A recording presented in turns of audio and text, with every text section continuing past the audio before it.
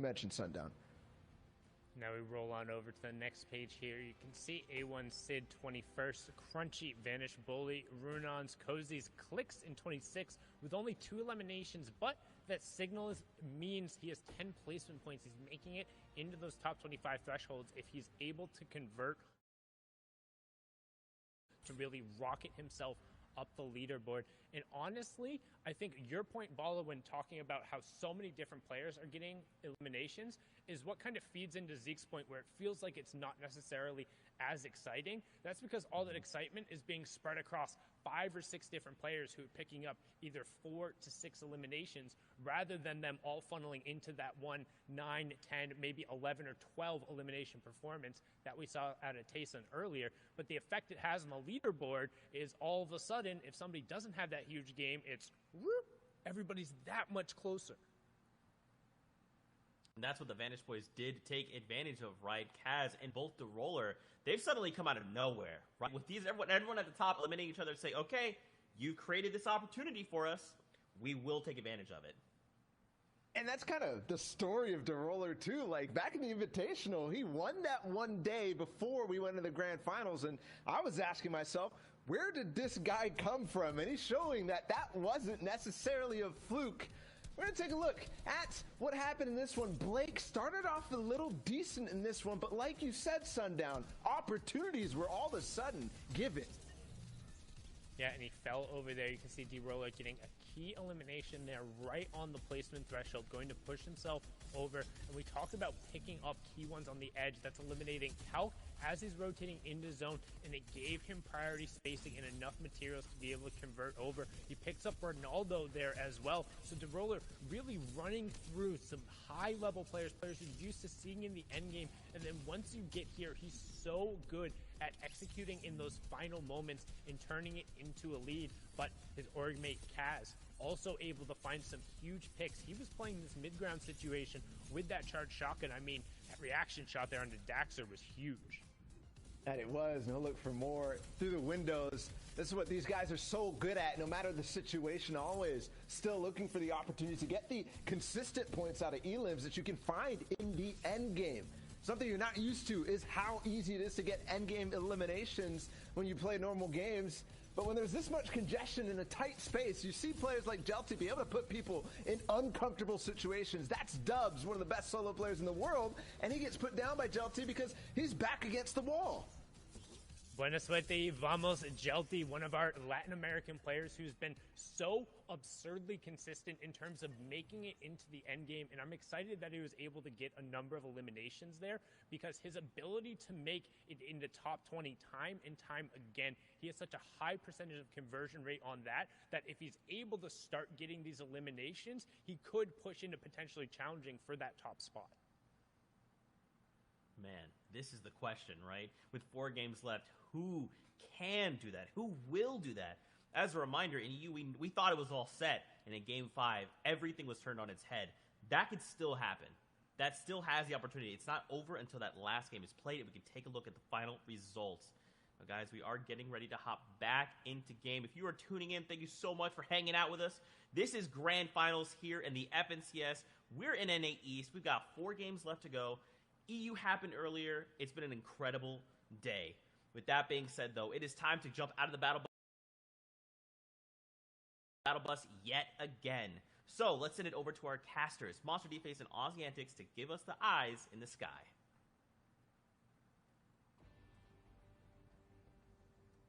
There you guys have it. You heard it from the best of the best. We're hopping back in to the FNCS Grand Finals NA East game number 3. It's Monster D-Face, Aussie Antics here on the horn to deliver the action. And the question here, Aussie, is can DeRoller, who's had a taste of success, that first place, hold it through? Because the last time he was in a Grand Finals setting, he fell short, coming 44th place during the FNCS Invitationals. But this time, he's in first place after 2 games.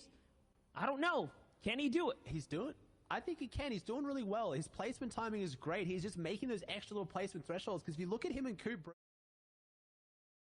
imagine the coup would be higher, right? Except for that one win. D-Roller clutched up the win and showed that he has it in the back pocket. So I think he's playing phenomenal. You said he's got a lot here to prove, and that's the thing. We've talked about it time and time again today. Once you jump up, you make yourself the target. Everyone's looking for you. Everyone knows you now, and D-Roller has been the target before in FNCS Invitationals. Can he do it in the next solo FNCS now? Can he have the consistency as Polarize takes down Keox in the feed, which I have to think means Keox has changed the drop spot and gone caddy, because I was going to say when we saw that map, I saw a few guys on caddy that weren't there last time.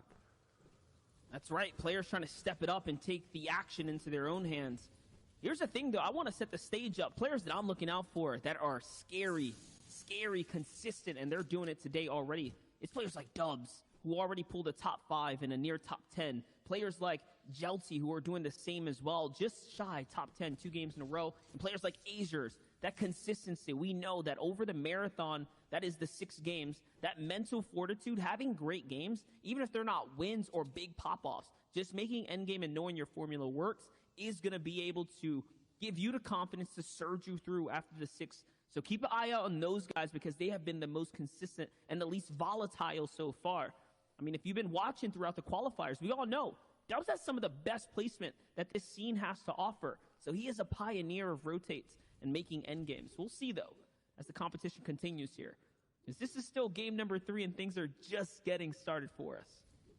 Yeah, and you got to look at some of their drop spots as well. So obviously Dubs coming out of Fortilla, which means if he can get into that vault, he has a guaranteed launch pad, but it also means that he's walking away with consistently good loot. Some of these players having good games out of more shamble pass have to rely on luck a little bit more. Do you find a few stacks of minis? Do you find the big pot? Do you find what you need? Where Dubs is coming out of Fortilla every single game with what he needs. And because of the water and because of the guys in that area, the rotation pass are a lot easier too. So you're looking at players like that to be very consistent, to start racking up some of these placement points. We touched on it last game as well, but you have the placements on the right here. A Victory Royale being worth 14 points, and then each one of those thresholds will net you an extra point as well. So those are combined with eliminations being 1. So you get your first points when you get inside top 75, top 50, and then so on, as you can see from this graphic. But that win, 14 points, and we see Zolaf getting some really big shots onto ult. Not sure what happened there, but he also fishes up the legendary tac shotgun. So big swing from Zolaf there within 2 seconds. His game is looking very good and very different. Listen, I was hyped that he pulled a legendary shotgun out the water and then to be rewarded with the Elim right there. My gosh. Talk about a nice game for Zolaf to kick things off. Not so nice game for Altu. We'll have to figure out what happened there. But regardless, though, on the other perspective, Bugha, who had a decent game 2, he went from 1 point coming out of game 1 to securing 9 points in game 2. That is huge. That's massive. At the start of the show, Ozzy, we spoke about the fact that you need anywhere from like 8 to 10 to be the champ on average. Bugha's closing that gap now, right? If he can have a good game 3, that's setting himself up for the great halfway mark.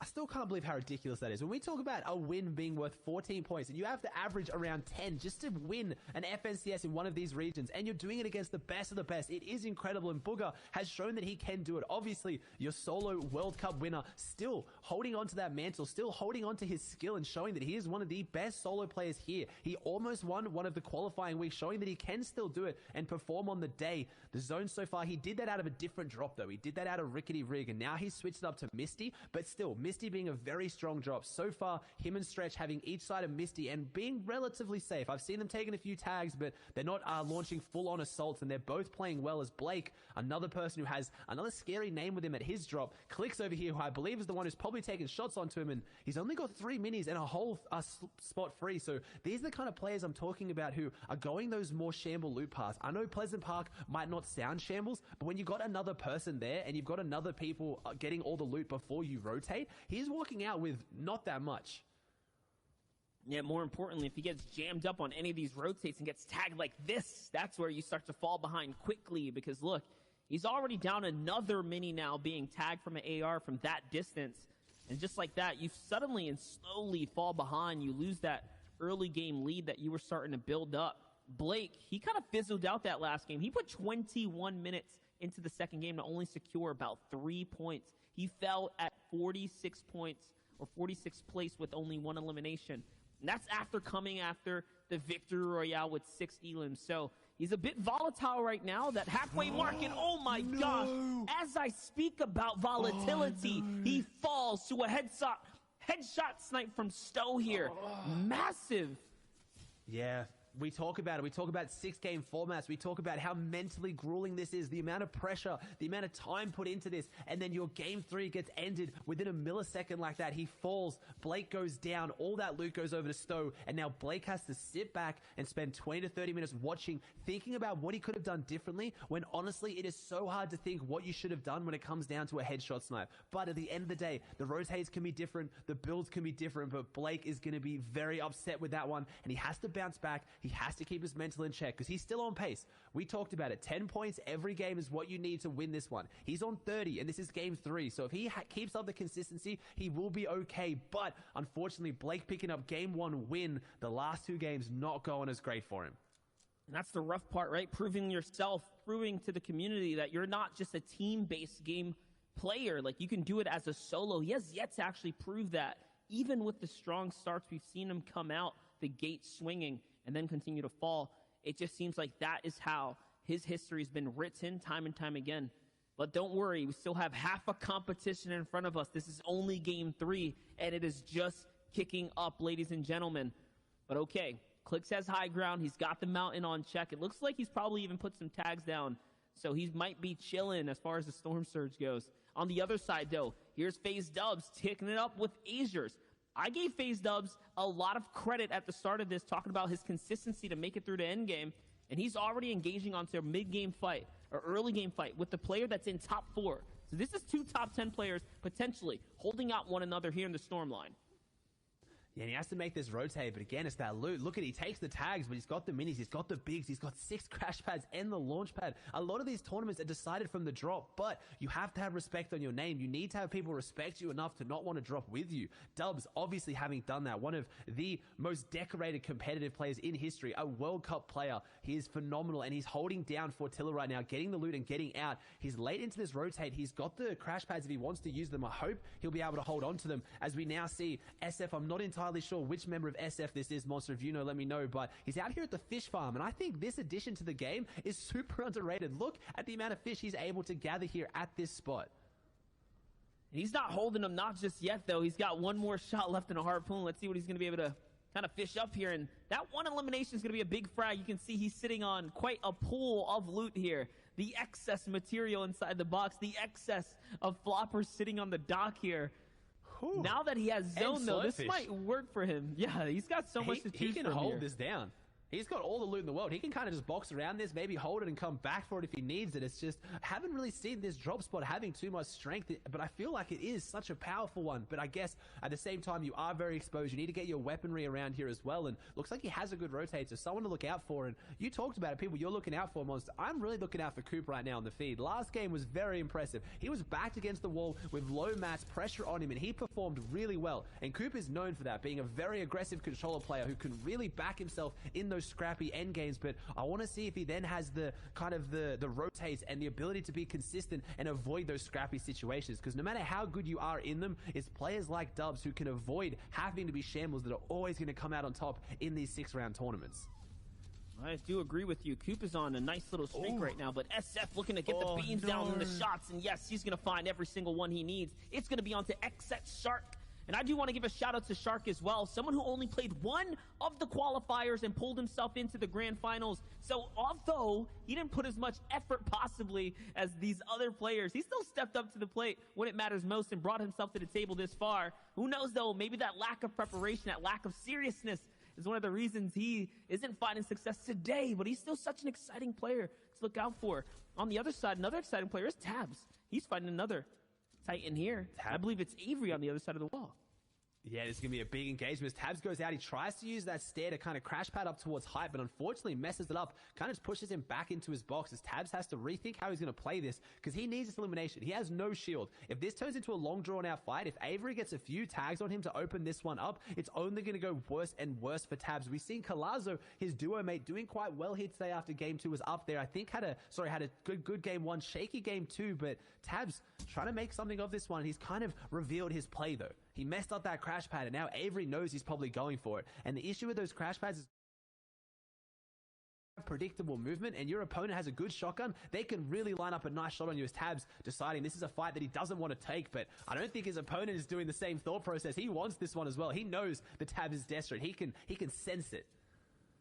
No, he's fighting up against Avery. Avery's gotten his taste of being an FNCS champion as well, so you got to be careful with someone like Avery who's got the confidence in his pocket, the experience to back it up here on the biggest stages, on the biggest final days. Not everyone can speak like that, and that's going to be a shield crack. You know it's the green light, but oh my gosh, Avery walks into a monstrous charge shot from the response to Tabs, and yes, there it is, the follow-up, the big shot from the air, in the sky, the quick drop kick there. That's going to be the point, the siphon, everything Tabs is going to need to keep him in the game now.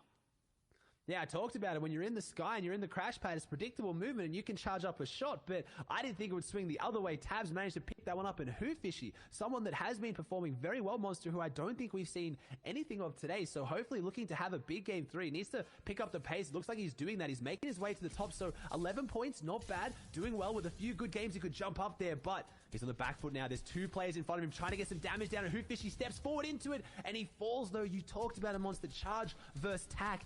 Even if you get a heavy charge shot, the extra fire rate on the tack, you can get off 2 shots with the tactical shotgun for every 1 of the charge, and that's what brings DGen out on top here, on top of Hypnos, and that's his high ground. And Hoofishy back to the lobby now on, I think it was 11 points. Absolutely, and I was just about to start priding all the new names and faces that are breaking into the top 10, because we don't see a lot of the star veteran players up there, right? Your favorites, they're not there. This top 10 is looking totally new. It's looking fresh. It's the up-and-comers who are really thriving today, and you can see it just like that right here. Players like Class are looking to put up. I think of the only players in the top 10, it was like Dubs, right? One of the bigger names, but we'll see as this competition continues out. Hoofishy is one of the more exciting new rising stars on the scene. 11 points, not too shabby. That was about top 30, but to fall, that is a rough one. That's a tough pill to swallow. On the other hand, though, Jeltzy really firing up here. He's looking pretty good. 2 eliminations. My gosh. The Latin community must be proud. They have been some of the most exciting engagements that we've seen throughout any of the regions so far. As a community as a whole, I feel like the way France loves the, you know, shows love for them in the EU region, the French community. It's the same for the Latin community here on NA East. They bring all of the excitement. They've been continuing to do that throughout the last few days here of the tournaments. But now, on the other hand, Skittles trying to rotate out the zone. He's trying to hit the rotate in the boat, and he's got some speed, but he is far from Storm. I don't know what fight this was. Skittles been playing really consistently in the qualifiers. He was performing insanely well, and not sure what kind of led him to this point here, where he needs to kind of use the boat for the rotate, trying to get some mats as well, and he is far from Storm with no white med, so he needs to be careful. That uses the launch pad, so that campfire, I think he wanted to go for the campfire there, but unfortunately it had already gone out, so he was going to have to invest 300 wood to restart that campfire, and I just don't think it was worth it. So Skittles making this rotate, but if he gets focused at all, this is going to be a very, very rough time for him as he's kind of pushing his way forward. He has 6 crash pads, so he might even look to go a little bit aggressive, but no, finds this elimination, but no, he doesn't. The other player gets eliminated from someone else. I believe Binky just took down exactly, but Skittles was there, and Skittles pushing forward, and just like that, he's back in the game. He only gets 1 elimination, but he gets 2 players worth of loot, and I take it back. Skittles knew exactly what was going on, apparently. He had this one down. That's right, and there you have it. New names putting it up. It's happening here right now. Skittles, and that was so clutch, right? He didn't have any HP, so the siphon was much needed, very much welcomed. As we talk about old heads and the vets here, it's FaZe Dubs who's looking to put up right now. 19 points in the competition. We said that consistency. Remember, he was being held out by Azures in the Weeping Woods, but he just pulled off a massive dead side rotate. He flung his way all the way north now, coming into the lightest congested areas. He's really trying to play that into his benefit. And now having to crash that in, oh my gosh, it's going to hurt him a lot. Yes, here comes the lobby focus. It doesn't matter. He's too late to the zone, and because of that, exactly, he gets focused out.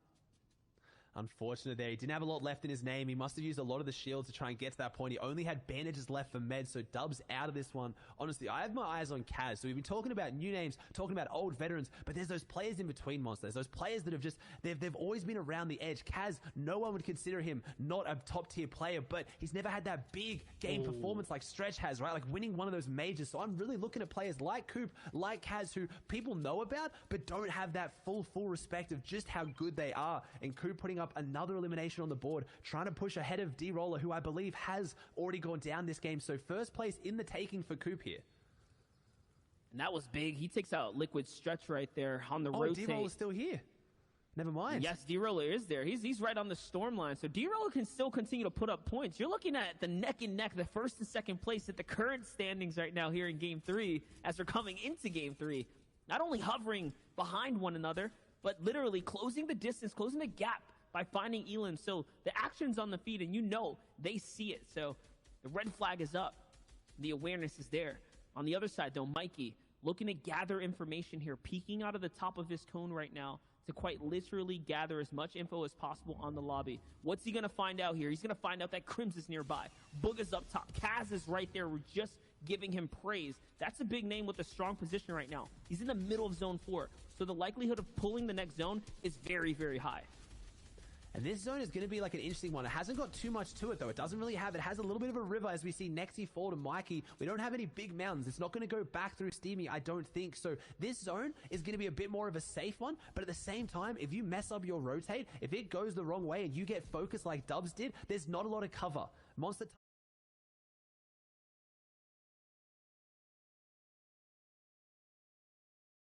lot of cover. You can see how open this is. And right now we see a player, D-Roller, who is in first place, 40 below Storm Surge, with 3 players needing to go down in 20 seconds. So with how slow NA East has been playing out, with how methodical these rotates have been, D-Roller has to be very careful here to try and get those tags or risk having to heal out Storm Surge, which we've seen that go poorly quite a number of times here in the qualifiers and heats. You forgot to mention he didn't have any heals, so that's off the table. Yeah. He's got no other option other than to fight. And someone who's seeing the fight break out, it's Skittles. He's looking right down into the kind of the area where we just saw D-Roller moving through. So he's trying to see what he can find. The rockets are flying in as well, so that's the grief from the rest of the lobby, trying to get a piece of the action. I can only assume that D-Roller's down there trying to make something big happen. That could be him. No. Yes, it is him. He was on the run. He was trying to find anything to keep him alive, Ozzy. He's out. D-Roller falls, so now Coop has got the first place for the taking. So Blake has fallen here, D-Roller has fallen, so we're looking at players like Coop, like Aegis, like Kaz, like Chelsea, who are just around that area because a lot of the people in the top 10 have already gone down. So this is going to shake up the leaderboard, and this is what they talked about, the analysts talked about before this game. EU had those big pop-off 11, 12 elimination wins that jump people up. We're not seeing that in NA. It is such a tight leaderboard. I love this. Class has actually 5 games in the top 15, the most in NA East this weekend. Wow. So he's been pretty consistent. I mean, he's top 10 coming into this. And with the Elim already and the fact that he's accruing these late game placement points, this is looking very good. We're going to be seeing Class break up inches way higher. Players like Dubs have already fallen, right? And you mentioned Blake and the others are down too. So this is where the leaderboard really starts to change up and things get a little bit closer. New players break in. We see the new breed stepping up now. Ooh. 7 floppers into Class's inventory, though, Ozzy. I can't help but think that he is definitely making endgame and probably going to be doing it by sitting in the storm just a little bit and biding his time to play some points.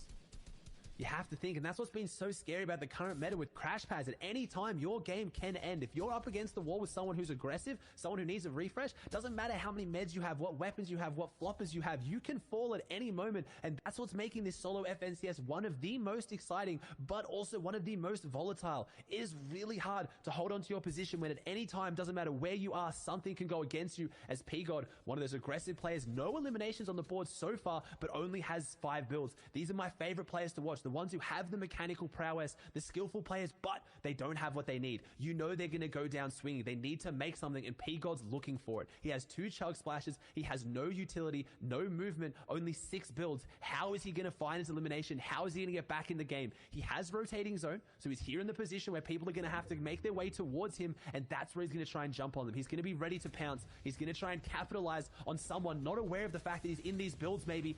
He's trying to lean on the AR. He has that sniper as well, but late game, it loses a lot of its effectiveness when things are moving so fast. But if anyone can land the shot, it's probably going to be P-God. He's down to no builds now, does not have a single build to his name. On the low ground, and there it is! He finds elimination, not on anyone, but on Kanata. And Kanata normally going into these endgames very stacked, so I believe P-God will be able to fish up that loot. He'll be able to grab maybe those minis and extra material, and that's just it. It's why we love watching these players when they're on the back foot. What can they do to claw their way back in the game, Monster? That was a nail-biting clutch right there. The impact to find the loot that he needed. On the other side, though, here's the wide shot of the player still in the game. Aspect, reverse, Vanish, Jack still alive. I see Coop still up in there accruing points as things go on. P-God still alive on the low ground. We're going to be hopping in with Class, who's going to find himself ace here in the mid. We talk about Class was top 10. He wants more. He wants to get closer and closer to top 5. And look, 4 floppers still in the inventory. We knew that it was a no-brainer he was making it this far. He can still continue to do more. I'm seeing players like Colazo as well, alive in the high ground. Out comes all the crash pads, though. The rotates are happening. Calc, who's been struggling so far in the competition, will he be able to make it to the end as well? He needs these points desperately now.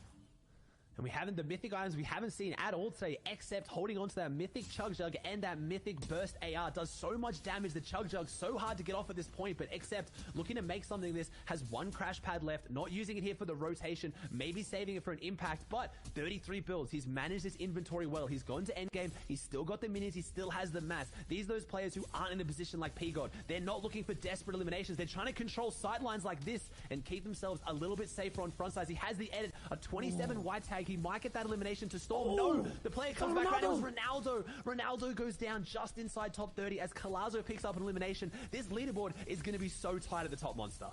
It's already changing. That's right. Accept is ramping his way up as is Class. These were 2 players in the top 10. Now breaking for top 5. They want more of the cake. They want bigger pieces, and they want to eat it too. Right here, right now. On the wide shot, though, no one is king of height. Everyone is going to have to battle it out. Accept here is going for the 15-second big chug heal off play. He's trying to get as much HP as possible, approaching the last end game. This is probably the final time he's going to be able to do it. On the other side, though, Class behind the wall steps out, and yes, eats one up right there, just like that. The big follow-up, the 30 elim, and the shockwave launcher to follow him in, but it might have been a misplay. He has to bounce his way back in. Up to the high ground he goes, and he is out of material. So what is he going to do now with only 1 play left? It's to go up. It's the challenge high ground. He sends someone flying, and yes, they go out into the lobby, into the storm. And now Class has to do more, though. It's a battle against the grappler. Can he do it? Yes! He follows up the monster shotgun shot. And he still has more. He jumps down onto another player. Oh my gosh, he is tearing it up now, Ozzy. It's back-to-back eliminations here. And he is clearly in first. And if he can close out, he'll continue to hold the lead.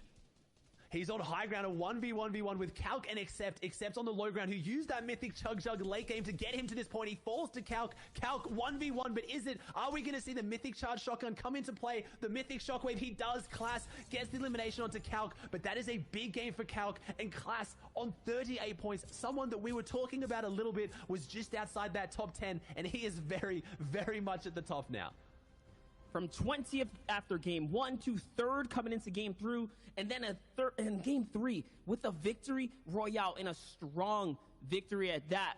Don't worry though, boys. We're going to be sending it over to Zeke Sundown. I believe Bala, who's still up on the table right now, to break down that action for us, because that game was phenomenal. Bro, it was, in fact, a lot of action finally kicking up. And, of course, action has been happening. You know how I am, though. Here, great win there from Class, ending on the 38 points. This is going to shake up the leaderboard quite a bit. Now, gentlemen, we do have to take a look at the standings as we are now wrapping up halfway point here in NA East. We've only got 3 games left to go. And Class right now, he's making a strong running for that first place spot. I mean, not just a strong running for it, he's secured it. As Monster talked about, his placements have been so absurdly good. 20th in the first game, but then after that, 3rd place with 2 elims, and then following it up with the Victory Royale in 6 elims, pushing him 3 points clear of Coop right now, 5 points clear of Accept. And honestly, the story has been about those 3. Yeah, it really has. I mean, you already mentioned the average placements for all of them. It's so close. It's so tight. Right around 10th place is where they're placing pretty much every game, but that also comes with its risks. DeRoller is a player who will go on the opposite of that. He'll have one big game every so often, and that gives them the opportunity to really catch up if there's an opportunity like we saw in Game 2 where Blake fell after winning that first one. Yeah, now you can see we flip on over here to the next page. Jelty, Azures, not builds, built by Gamers AJ, Illis, Nobu Tragics, Vanish, Jock Hugh. OT Polarized, Energy Ronaldo, and FaZe Dubs rounding out the top 20. That's 19 points there. Don't forget the lead currently is 38, and there is 3 games remaining. So Calc, even with that second place performance, only up to 24th right there. It's going to take another big game, but nobody's quite out of it yet with still half of the competition to be played. Man, I'm waiting for that tonal shift. I'm waiting, like, you can already tell it's so tense in NA East. Everyone's just, like, holding on. They're hoping to not misstep. And you could tell in the way that they're all playing. You could see that. You could feel that. Yeah, you really can. I mean, these guys are all putting it out there. They're playing with passion. They're really making it so that every single game they try their best to get to that end game. There's certainly players that I'm seeing do that because we saw Kaz in a little bit. Coop as well has been dominating, clutching, and making sure that every last second is spent for him in getting eliminations. Yeah, and of course, there's a lot of action happening here in NA East, but don't forget, this is a global competition. We actually have the results from Brazil, so let's take a look at those to crown a new FNCS champion in Brazil. Now, do keep in mind, it's going to be a little bit confusing, but we have 2 Kings at the top of the leaderboard, but Kings I Will Not Lose Sundown takes it all home. And at the end of the day, all hail the king, and the king is from Argentina, or Todo Salve al Rey y es de Argentina. King, 5th place at the World Cup, taking it home, and he did it by winning the first 2 matches. However, SNG King turned around and won matches 3 and 5 to put pressure on him. However, King was able to hold on at the end and edge him out by just 2 points. You can see Brazil is a region of kings, but at the end of the day, the Argentinian one edged out Singularity's King from Brazil. You can see PH is in just behind the track there in 3rd as well. Xenix God in 4th with 50 points. Kadu in 5th. Phaser, a user there as well. As we flip on over to the next page, Techno Viking, a name we've seen before. History, Mohaj, Rendley, a number of players here. But congratulations to all of them for even making the grand finals and having a fantastic FNCS run. And I gotta say, looking at that top of the leaderboard and pretty much all of this, it's so tight. And the Battle of Kings is one that I'm going to have to go back because that might go down in the history of competitive Fortnite as one of the better tournaments to ever watch just because of the interesting and intrigue, but still so many people to shout out. Laleo 26, Sturmix 24th, Hawk is blessed in 25th. So many people made it so far in the FNCS, and just like all the other regions, we have to congratulate everybody because it's a significant performance no matter where you placed. And big shout outs right. particularly to King and Nyx because they are part of that exclusive club who have made every single tournament who has gone through since the World Cup and all of the FNCS finals. You saw Nyx there in 29th and then King taking away the top spot. So that's absurd consistency from those guys. Yeah, yet again, big congratulations there to King. But of course, Fortnite fam, the action is not done here in NA East. We are going to go to a break, but when we come back, we'll have the exciting conclusion here in the FNCS. We'll see you guys in just 5.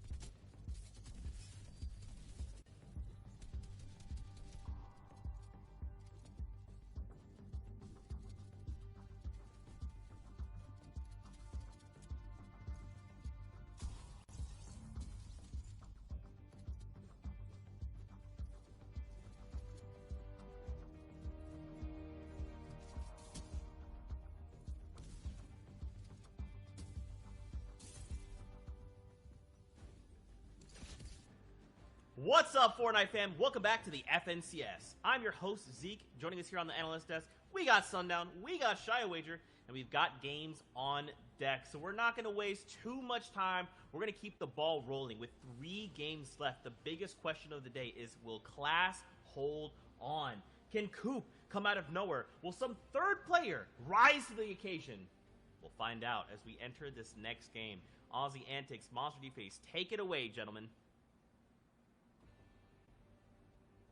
Thank you so very much. And that's right, Fortnite fam. We appreciate you guys for tuning in all around the world. To give you guys a little context as to what's going on here, it's the NA East Grand Finals, and we are halfway through the competition now. This is game number 4. Aussie, what's going on?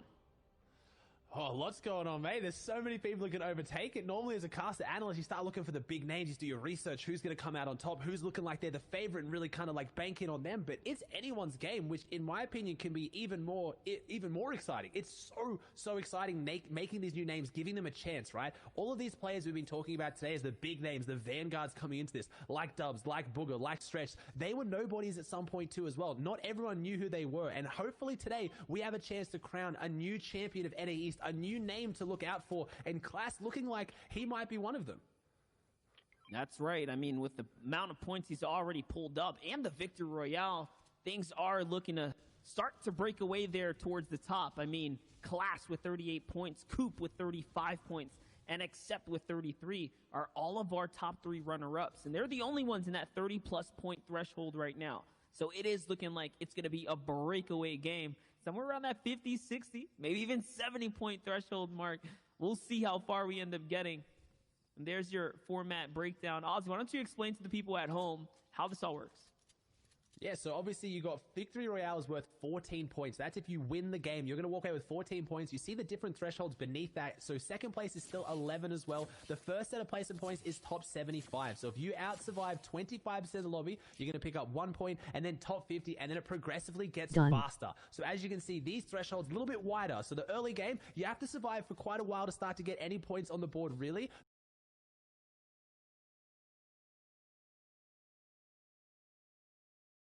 Have a lot of confidence for Class going forward is he has an average placing of 8 in 3 games. That is huge. He only has an average elims of 2.67, but we've seen that placement comes out on top in this format and in these grand final days, and dropping Shark somewhere far away, who so far looks like he's uncontested. If he can keep that up, if he can keep getting those placements, it's going to be huge. That is right, and don't worry, guys. We have all the action ready to be covered here today. It is unfolding all across the Fortnite world map. Here's a little highlight from earlier. Coop's nice little sniper shot right there from that Steamy Stacks. And this is how he ended up getting that first elimination that pushed him into the Weeping out of his rotate on out. Now he's in the safe zone, off to a very good start. That's 1 step closer to catching up to Class, who's only, or at that point, was only 2 points ahead of him. Yeah, and Jelty was in 12th place too, so Jelty going down there, very, very unfortunate one for him. You've talked about, obviously, the Latin American community, and unfortunately, one of their heroes going down, but Jelty can jump back into it. Someone else who's around that spot, you also have Kaz, who I've said is someone I'm expecting to do well here today. A little bit of an underdog coming into it. Only 1 mini and 1 chug splash going into the bush, needing that refresh. No. Maybe I spoke too soon. He has the build control, though. He's backed this one off quickly, needs to try and get that splash and the mini off, but he needs to close this fight out. There is no disengaging. There is no second chance. He's taken this fight. He has to finish it now. He doesn't have the loot to get away from it. Kaz on the back foot, and no, I've cursed him. Aviv getting the elim, throwing some disrespect down, and Kaz, unfortunately, something went wrong in this game. And Kaz was tied for 4th place there. So him being out of the competition now is going to be huge for him in his standings and how he's going to be able to shape himself out in the rest of this competition. And he fell to someone who's on their way up. Like, Aviv is doing pretty good right now, 18 points. So that's that. Here's Illisto, on the other hand, a more relevant fight right now as he's on the hunt here. The crash pad on in, the shield crack, and that's going to be the green light to step on in. Look at the swiftness of the edits here. He's not playing around, and no hesitation even trying to crash pad on in now. And this is looking closer and closer. That additional pressure from the outside is probably going to be the only reason that Alts is going to stay alive right now. Yeah, and I don't think Illis is going to leave that going for long. I think one of these players is going to fall here. Illis doesn't need this fight. He still has some meds, but he wants to take it, but never mind. Altu using that defensive advantage to get the eliminate. Now he's crash padding in. Illis crash pads out, something we haven't seen too much. He knowing he had the health disadvantage, he used one of his own crash pads to break out and get away from that. But I see a third player coming into this one. No, never mind. It's still the same two. The henchmen are looking on though, but Illis trying to close this one out. Will he come out on top? He's up against the wall. The player edits, and a very risky edit right in Illis' face. And if he wasn't reloading, Altsu would have been put in the back pocket there, but now he falls 84th, and Illis gets his first elimination of the game and a good refresh. If you look at what he just gained off that player, luckily Altsu was pretty stacked as well, so Illis gets his shield back, gets a lot of the crash pads back, and he's looking pretty good for what was a pretty dicey fight, Monster. More importantly, he gained the point off of that because he needs it now. That's going to put him one step closer to top 10 there, which right now, the cutoff line for top 10 is 23 points. So 21 now for Illis is pretty massive here, considering we're getting closer and closer to more placement and that mid game right now. Remember, we did jump in with just a few minutes already into the action, so it's a little bit of a deeper setting here now that we're kind of hopping on into. On the other perspective, though, just think about his loadout now. It's all coming together here. He's got shields for days. He's got rotates to play off of. All he needs now is to continue to max out this material and make his way to safety here. But it's not looking too good. He's got a lot of pressure and focus coming in from different players. Yeah, he's got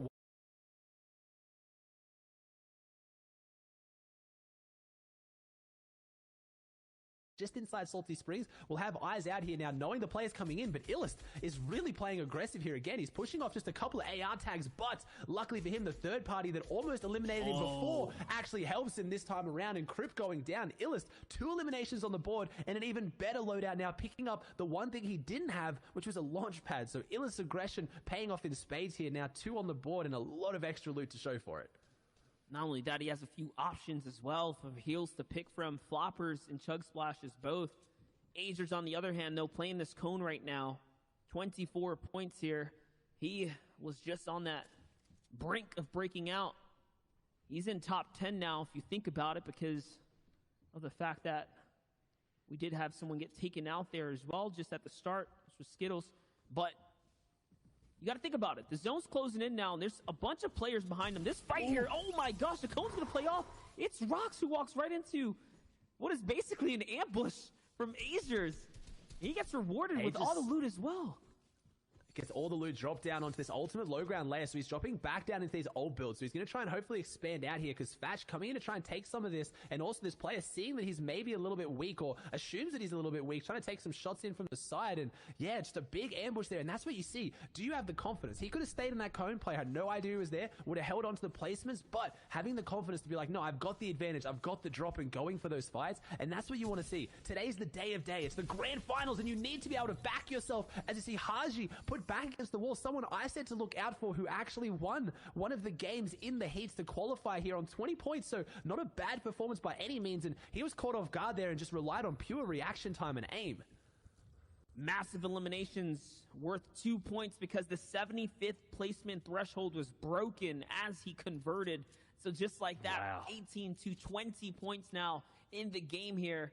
This is Grand Finals Day. This is the halfway mark of the competition. Game number 4, ladies and gentlemen. So after this, that's it. They only have 2 more opportunities. You do not want to get sent back to the lobby like Sid here, who was doing so well up until now, but there it is. He met the red light. He's got to park his car here till later.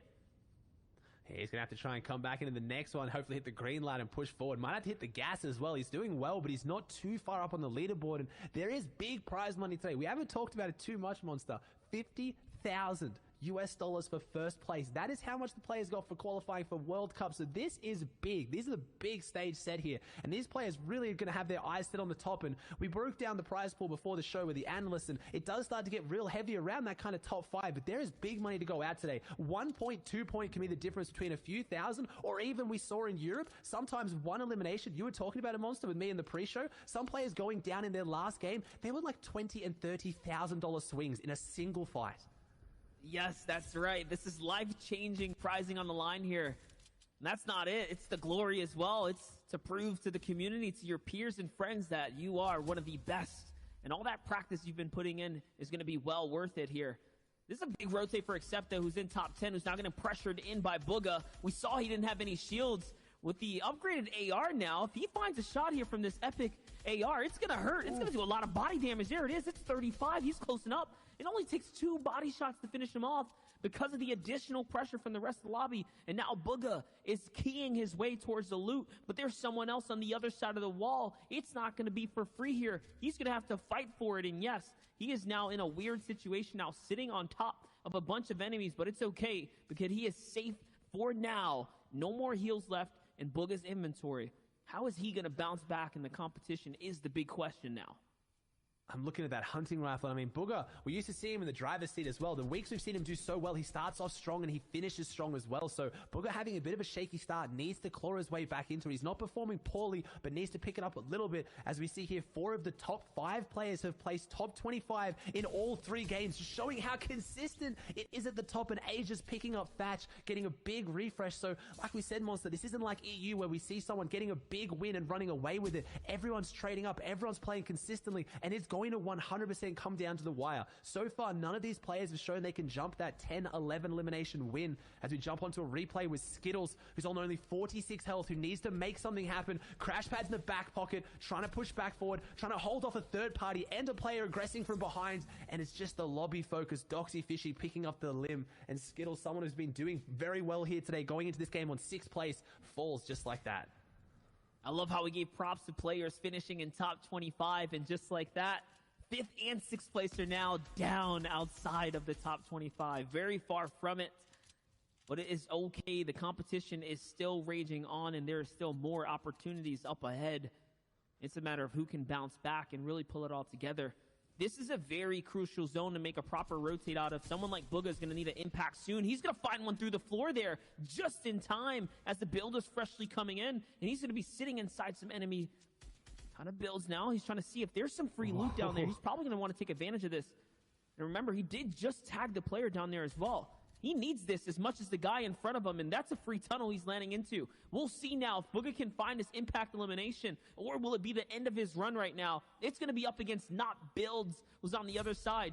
So here it happens. The Crash Pads are going to come out, and now he's forced into defense. He only has 45 builds, guys. This is not a lot. Ooh.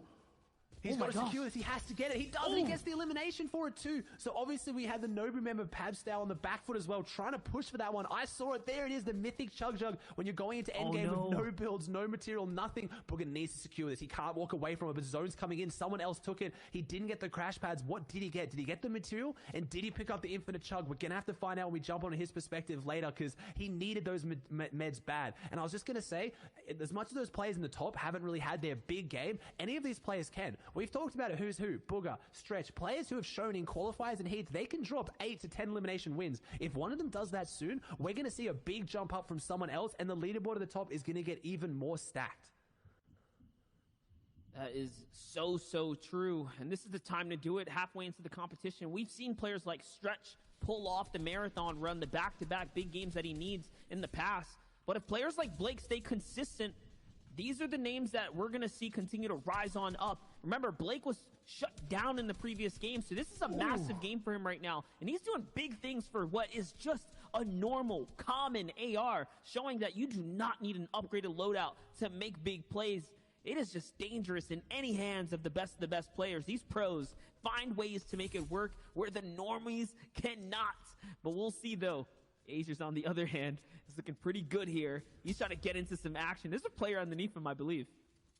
Yeah, and that's what's so important about the consistency. Blake drops a 14-point victory royale from placement and 6 eliminations. He got 20 points in game 1, and I believe he was on in there? He was about low 20s, 23 or 26 from this game. So that's a real big issue for him. He needs to find that consistency. But if he drops another win as Aegis trying to use his Crash Pad to go forward into this box, and this is a half-half zone that they now have. So that fight was so huge, because if Aegis managed to win that, not only was he going to get half-half the elimination, he was also going to get Kit's mythic loot. So Aegis falling there so close to what could have been the game he needed, as Stretch is now below it, and Keox looking to have his game. If Stretch is in there, if Stretch gets his hand on this Shockwave launcher, at the start of this season, he was known for it. He was playing caddy corners in solos. If anyone could win a game with that loot in the back pocket, it's going to be Stretch. And if he's identified that player has it, he is not going to stop until he gets it. But guess what? Our first place is still in this game as well. It doesn't matter what kind of mythic loot is out there in the battlefield right now. it still needs to shut down what Class can do. And we saw if he gets his hands on something big, he runs away with the competition. First full moving is going to be coming in soon, and he's kind of in a shambles situation. He's middling as far as his loot goes. Only 30 builds. He does have just enough heals and stuff to hold him out, but it's not too much. It's not the winning loot that you want to see coming into this late game. The zone is going to favor him for what it's worth, so it gives him a few more beats here to look back and see what he can find, to see if he can pull some elims. He doesn't have a single frag right now. Remember, top 40 is the next placement that can be given out, so he can effectively walk away with still a few points just worth of placements alone. Yeah, 3 points of placement would be good, but he's got to pick up that pace as well. He's got to keep up the pace, sorry. Eyes are on him. He is in first place right now on 40 points, and last time we saw him when he got the win, he had 7 floppers, so it's looking like a very different loadout. And again, these are the players you want to watch out for who need something soon. Again, I know Zake coined it best. Do you have the loadout you need to win this game? No? Then get in. Try and get an elimination. That's exactly what Class does. Identifies that he hit him hard, but it's probably going to take too long to finish that one off, so now he's trying to find it. He's not just resting on what he has, and this is what you need. Takes down Uzi. You need the confidence when you're in first place. You're not holding on to your lead. You're pushing it. You're putting the pressure on those around you to jump up and take over control of this tournament. Make everyone put eyes on you and feel the pressure. And Class is not feeling the pressure here. He is putting it on everyone else with a big elimination. And now look at the loadout difference, Monster. And more importantly, he picked up a launch pad there, but it's not going to be enough. Dwal's going to walk right through him, from right underneath his feet, breaks into the box. Names that are still here, though. Bugha has high ground, battling it out with Keox. Keox, who has the mythic loadout, though. He does have the shockwave from Kit. You can see it coming into play right there. On the other side, Calc making his way to another endgame as well. I see AJ, Coop still in this game, too. This is his opportunity. Only 2 points separates himself from second place to first place. Can Coop do it? He already has an Elim this time around, and he's got just enough loot to continue to inch his way forwards. But he's going to need something big here. He's going to need the impact elimination to keep him in the game, because he's even running out of medium bullets as well.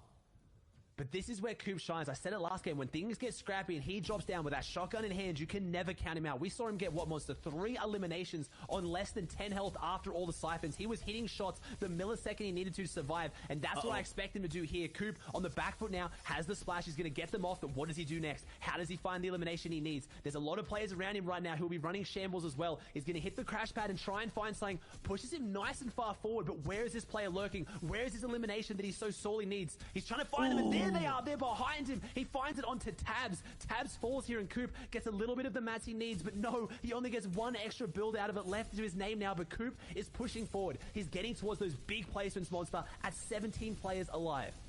Not only that, though, the zone favored him when he needed it most there, swinging right back in his direction. So there you have it. Coop's still in this game. Don't count him out just yet. On the other side, though, Crunchy now down to 7 builds, has to do something massive in the low ground. He's looking for any kind of frag he can find. This could be his big opportunity here to find the impact that he needs. On the high ground, though, Keox is still doing something big. And there you have it, Ozzy. You called it. Coop still making things work with nothing in the inventory, not on the low ground. Someone's right in front of him. He actually gets to the cone. He's just trying to stay alive now. Any placement matters. Remember, he's in first at the moment. He's jumped up into first. Eyes are on him now, and Coop needs to hold on to the pressure. Can he deal with it? Haven't seen him in this first place position so far this tournament, but he's doing so well. The white tag from behind has to drop back. He's pinned between this player and zone, but no, he can go forward. And there's another player. He misses his shotgun shot, and no, the first one we've seen him miss, and he needed it so badly. But Coop having a phenomenal performance again, going down to Crims. Crunchy on the bottom ground. We saw Sundown talk about it yesterday. Does he like it, Crunchy? Does he like it smooth? Let's see it. He's going forward. He's pushing in, trying to find his way around the corner. 27 points, no build. 4 eliminations. I saw big game using that harpoon to push forward, wraps around, takes down Bugha. He gets the elimination. Bugha falls here, which is a big game for him as well. And Crims, the double elimination, back-to-back. Dubs falls too. So we're going to have such a tight top 10 as Crunchy wants to push his way and cement it higher. The harpoon coming in clutch right now to get him forward, and there's a bunch of loot there. I believe Keox is still on the high ground with the shockwave launcher, so you have to keep that in the back of your mind. Can these players win? Can they overcome the shockwave launchers we've seen it be so devastating. Is now Rockets dropping out too. Crunchy on the low ground has everything against him, but he's holding it strong. Still has builds left to his name, has 4 left, 6 eliminations. Keox goes back up with a shockwave launcher. Crunchy scrambling, jumping in and out of zone, trying to find the angle. The AR comes out and no, he falls. Keox in zone gets the siphon, which could be enough to keep him in it. Nanolight on the high ground. The silent assassin in the back pocket trying to close this one out, and Keox wins it in the heel off, and Nanolight can't get back into Storm, and we see 22 points with a 6th elimination win. He got 20 of his 22 points in one game, Monster. That's the kind of win that you need right there to throw you back into the conversation, back into the game. He took the full-on AR battle, standing toe-to-toe in the zone, at his own demise there from the Shockwave. Either way, though, we're going to send it over to the table, to the boys at the main desk to break it all down. Zeke, take it away. Thank you so much, Monster. Keox there, finding himself the victory royale. And boys, we're seeing the caddy launcher. We're seeing these mythic weapons finally in play equals victory royale. It's happening. A story as old of time. I mean, we've seen it pretty much every single time throughout the heats and until now. It doesn't matter whether it's the person who started with the caddy launcher, with Kit Shockwave launcher, or not. If you pick it up, you have a big advantage going into that final 1v1. Absolutely. The question is, for the people who didn't have it, how does the overall standings look now? It is Coop all the way at the top spot, in first after that dominant survival at the low ground. No wins, but look at those eliminations resulting in 45 points. And the thing I want to note about Coop at the top is he stays holding on to that 10 average placement that Sundown in the previous standings said that he needed to maintain. There is a big, scary moment for him, though. If he falls in any of these, that is the opportunity for someone to rise up. And Blake did just that in the last game, getting right back up into fighting chances. And this is what happened before. I think in almost every competition Coop has been in, he's had a top spot, 3rd or 1st, but then faltered and tripped. So he has to break the pattern, break the curse, hold first, and then win out for the whole day. And where will any of these other guys end up falling? On the second page, there's still some big sleepers. Kaz, who's been playing very well, has fallen all the way to 11th.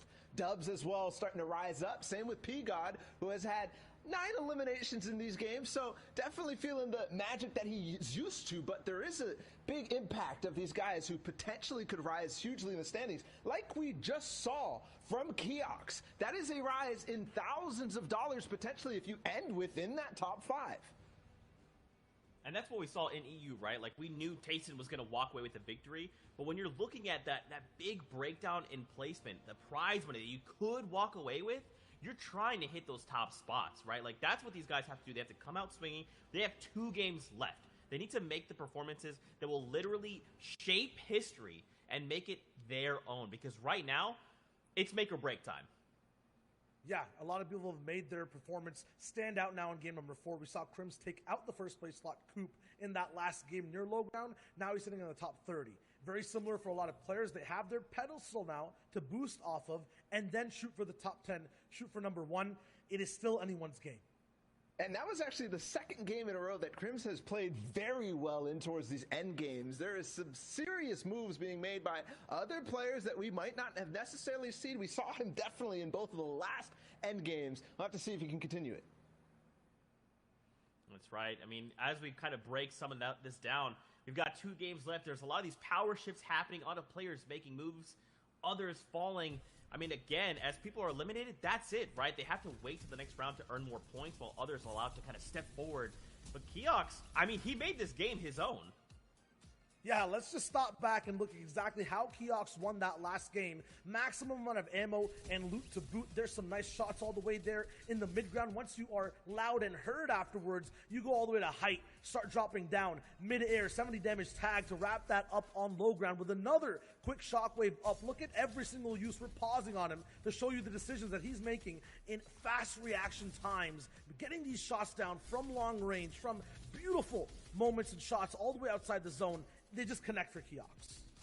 In the final moments, too, the confidence to go for those AR shots at long range to take out Crunchy and then nail it in the final seconds. That was brilliant from Keox, and he makes it work. Again, this opportunity that we keep harping on Zeke, its potential for thousands of dollars if he can make it work one more time. Yeah, man, we've only got 2 games left. We can't stress this enough. For you guys watching at home, every time these players interact, it is going to dictate whether they are moving up or down the leaderboard, right? Again, if someone is eliminated, they have to wait. They have to sit there and think about what is like the mistakes they've made. With 1 game left after that, we're going to see some players rise. We're going to see more players fall. That is the story, and that's how this kind of just unfolds sometimes. You know, you hate to see it, but there's got to be winners and there's got to be losers. Yeah, I was absolutely. pointing at you, Shia. You're pointing at me. I thought you were grabbing for yourself. I got this. Listen, I'm stunned, right? Because I'm trying to overprocess and try to figure out what's going to happen in the next game. Not even joking, because we're looking at Coop holding things down up top. We're looking at NA East being unpredictable once again. Usually we have a 1v1 near the top. That is not the case this time. It's close. Look. Thank you for being very clear who you're talking to. Look, it's close still at the top. I mean, Class, who just had that previous massive game, is still there. He's only within 3 points. So keep that in mind. 3 points is all it takes. Zeke. Thank you guys for that hard throw. With that being said, we are getting ready to get into our next game on the day. So let's send it over to Monster D-Face and Aussie Antics to take us in. We appreciate you so much, Zikamus Prime there, Balla TW, and of course Shio Wager for the expertise and breakdown of where we stand right now, right here in the competition. But like you guys mentioned, the rising and falling, that's like the tide. It's like clockwork. These are things that are going to happen. And if this is a high tide for Coop or Class, they're going to run away with the competition here. Yeah, high tide, and who's going to run into the drought, though, as well? Some people could have it. We saw it in EU. We saw a player rise up so high in Game 5 and then go down early Game 6 and have to watch it close out. So we get a far southeast zone, which I don't think we've seen too much of, and this is where I'm looking eyes on caddy corners, where they can now take their time with those fights and really dictate who gets those powerful weapons. I'm also looking at players like Stretch and Booger. I talked about it yesterday when Stretch played his heat. He had really struggled games when they went north. As soon as zone started to pull south, he had some huge games. So we could see someone jump up out of nowhere who isn't a nobody. It's crazy how some of the biggest names of this finals aren't up there on the leaderboard, but they could be at any time. A 10 elimination win is 25 points. That is over half the person who's in first place right now. So some of those people who are a little bit lower on the leaderboard could come back at any time. That's right. They can break their way into top 10 like you saw in the previous game. How it just happened like that. A 20-point swing is available to any one of our competitors, especially the veterans that have done it before on the biggest stages. And that's what leads us to the question, what is going to be shaping up right now? How is this going to all play out? Will Coop in Class and the others at the top, like Accept, Blake, Crunchy, DeRoller, be able to hold their leads? If they do, that's it. That's going to be the run. If they cannot, all of a sudden we are going to have a very interesting last and final game. This is Game 5, ladies and gents, and we're looking at Skittles right now. It looks like there's a little bit of a fight down here.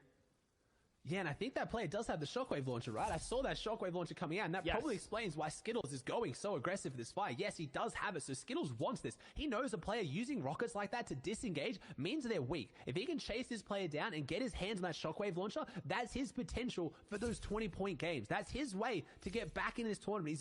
He's 28 points, not doing poorly, but a big game here will jump him up so high, and this player doesn't realize he's chased it. He doesn't think he's chased this hard. He thinks he's safe. He's stopping. He's eating things off the ground. He goes down. It's XNB. It's the banana specialist himself falling, and Skittles gets the elimination, and he's going to get his hands on that caddy loot. And I have to think, I don't know if XNB's been going caddy corners at all today, Monster, so people changing up their strategy in these final games to have those big point formats. So the players at the top, like Coop, like Class, need to be careful because people are changing the way they're playing. And that's so massive because Skittles already has 2 eliminations and he was in the top 10. So he's breaking his way up now. That puts him on par with DeRoller, who was also at 29 points. But now he has Mythic Kit loot, right? He has the best loot in the game for a solo setting. That's going to be huge here. It's going to help him play into this format and make so much more placement and find the frags that he's going to need to carry his way through that end game. That's so important to the storyline that's unfolding in front of us.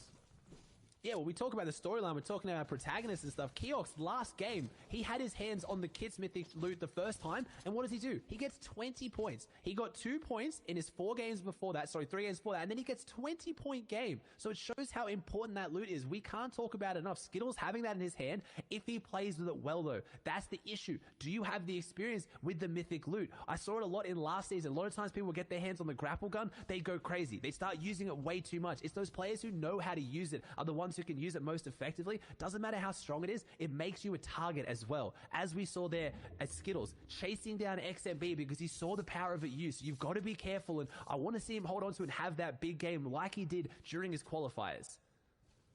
I agree. It's the same reason I don't even grab an RPG. You'll just blow yourself up. It's a lot of power in one hand, right?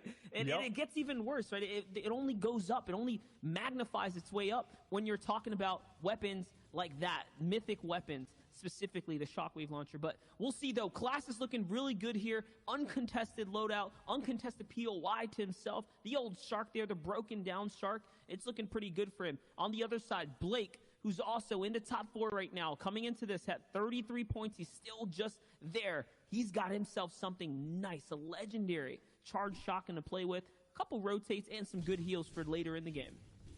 Yeah, and a pretty decent zone for him. I want to touch on Class's zone as well. That's what I'm talking about. These southern zones could cause issues for some of those players at the top. Class dropping at the Shark, the far northwest part of the map, now has to go southeast. Let's see, does he have it in the game plan? Does he know this drop well enough? And can he now make the rotates? He's uncontested, so he wasn't slowed down, which gives me hope that with the practice he's put in coming into grand finals, he knows when he has to leave early. As we see Collazo sneaking up here on Kanata, maybe trying to use all the sound these Marauders make to kind of sneak his way in, gets the crash pads. Is Collazo going to go in? He is. He's going to take the sneak shot on Kanata. Kanata would not be happy if he goes down like this. Collazo finding his way in, gets the cone, but Kanata goes out the top. Collazo and Kanata, 2 of the biggest names in NA East. Collazo, a controller player, but known for being more careful, being slower, more methodical, not as aggressive as someone like Kanata. Probably going to disengage here. Yes, Collazo took the chance. He lost his element of surprise, and maybe now he is. He's just going to throw this shot. He's going to throw the crash pad down to give himself that mobility, but he might need it now. Kanata's not happy about this. That was his Marauder loot. He worked hard for it. He wants it back, and Kanata's pushing forward on Collazo, gets him in the cone.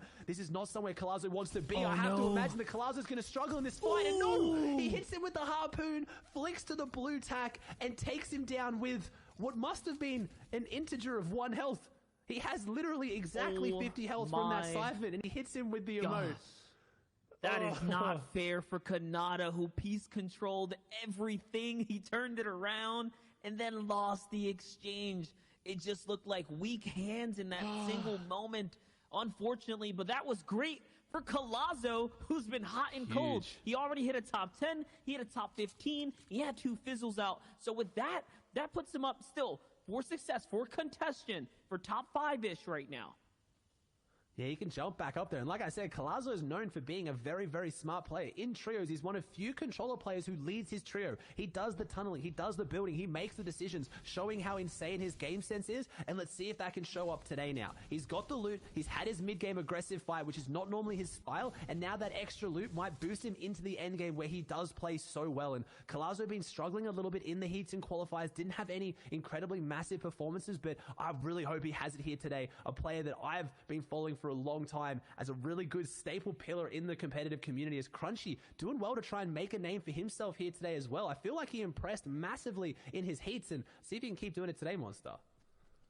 That's right. He's up there. He's in the top 5 right now. He's got 8 floppers too. We'll be keeping a close eye on him. On the other side, though, it's Accept, who's also looking pretty good loadout-wise, but the medium bullets a bit low. He's in a dangerous situation now to take any kind of fights if he cannot convert on them, because he'll find himself with nothing to take it into the late game. Berserker in the feed, though, is going to light up Bucky, and Bucky's going to fall, not finding his footing out of the Frenzy Farms. It seems like the hot and cold landing spot.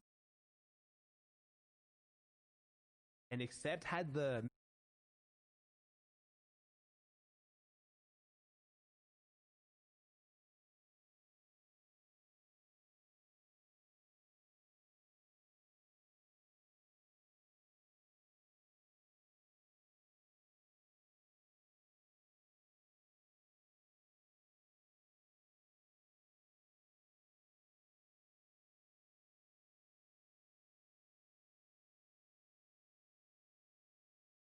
players there. He's trying to secure this chest. I don't know if he wants to take the fight. It's a scary situation for this opposing enemy because Clix, if he gets inside this one, turns this into a bit of a box fight, we know how strong he can be. But there's a couple of eyes on them and they are on edge Storm. So Clix choosing to be smart about this and rotate away, and no! Flicks it back. He baits him with the rotate and flicks it back with the clean quickscope onto Sid. Clix showing that he's still got it very much on 15 points, but one of those players to look out for to drop a big game, 5 or 6, when there's nothing left on the line. I expect Clix to go ham, and it's going to pay off in a big way, or he'll drop down even further.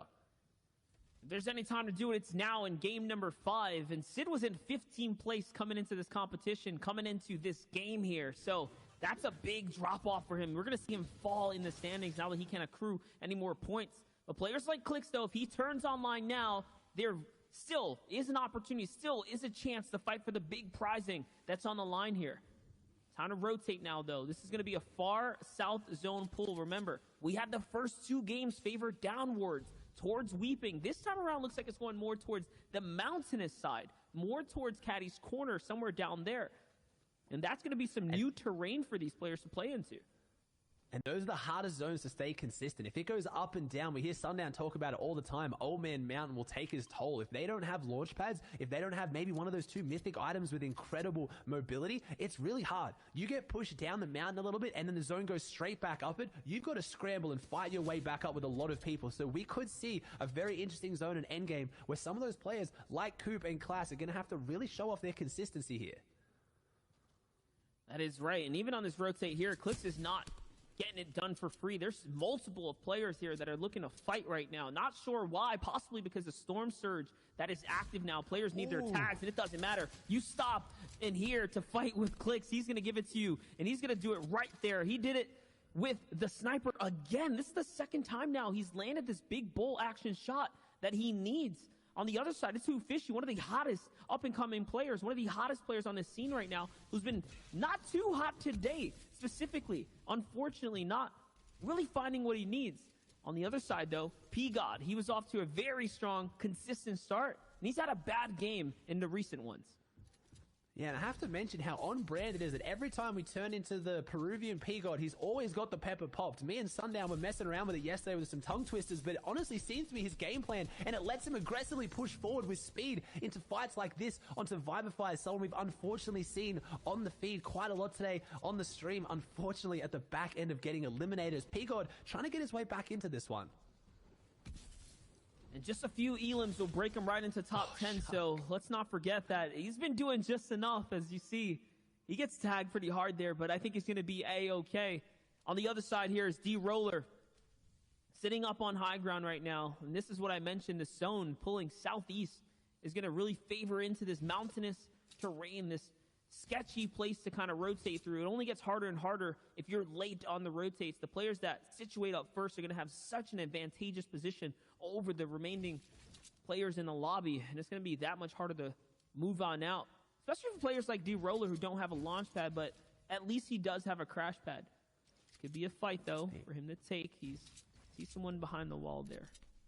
The Storm Surge one above, and it's active right now. I think it must be just one above, and yeah, he is. He's going to have to push towards Daxor maybe to get some tags off. As we can see, Daxor not doing too hot today, 7 points. I was going to say maybe the hope for the E11 back-to-back on 2 major regions, but unfortunately I don't think so today. But Daxor needs to win this one as D-Roll is going to push around the side. We know he's going aggressive, and we know why. He needs his Storm Surge tags. If you aren't a big fan of competitive Fortnite, you don't follow it. Storm Surge is basically the threshold that D-Roller needs to get above. He needs to get damage above that threshold so that he doesn't start taking 25 damage every 10 seconds, and that's why he's going aggressive. It's why me and Monster were saying how good of a position he was in, and it changed so quickly, and that's why Storm Surge is in the game. It pressures those players so they can't play too passive. You need to have these interactions. You need to have engagements. You need to take fights. You can't just sit back and rest on what you have. As Daxor identifies this, now knows how weak he is, and I think he's going to push forward and punish this one. He has the SMG in the hand, and he also has the 2 crash pads. Yeah, it looks like D-Roller unfortunately stepped out a little too soon. He was safe for some time, but might have miscalculated how soon he needs to push in, and that's going to be it right there. You saw the tag come through. It doesn't matter.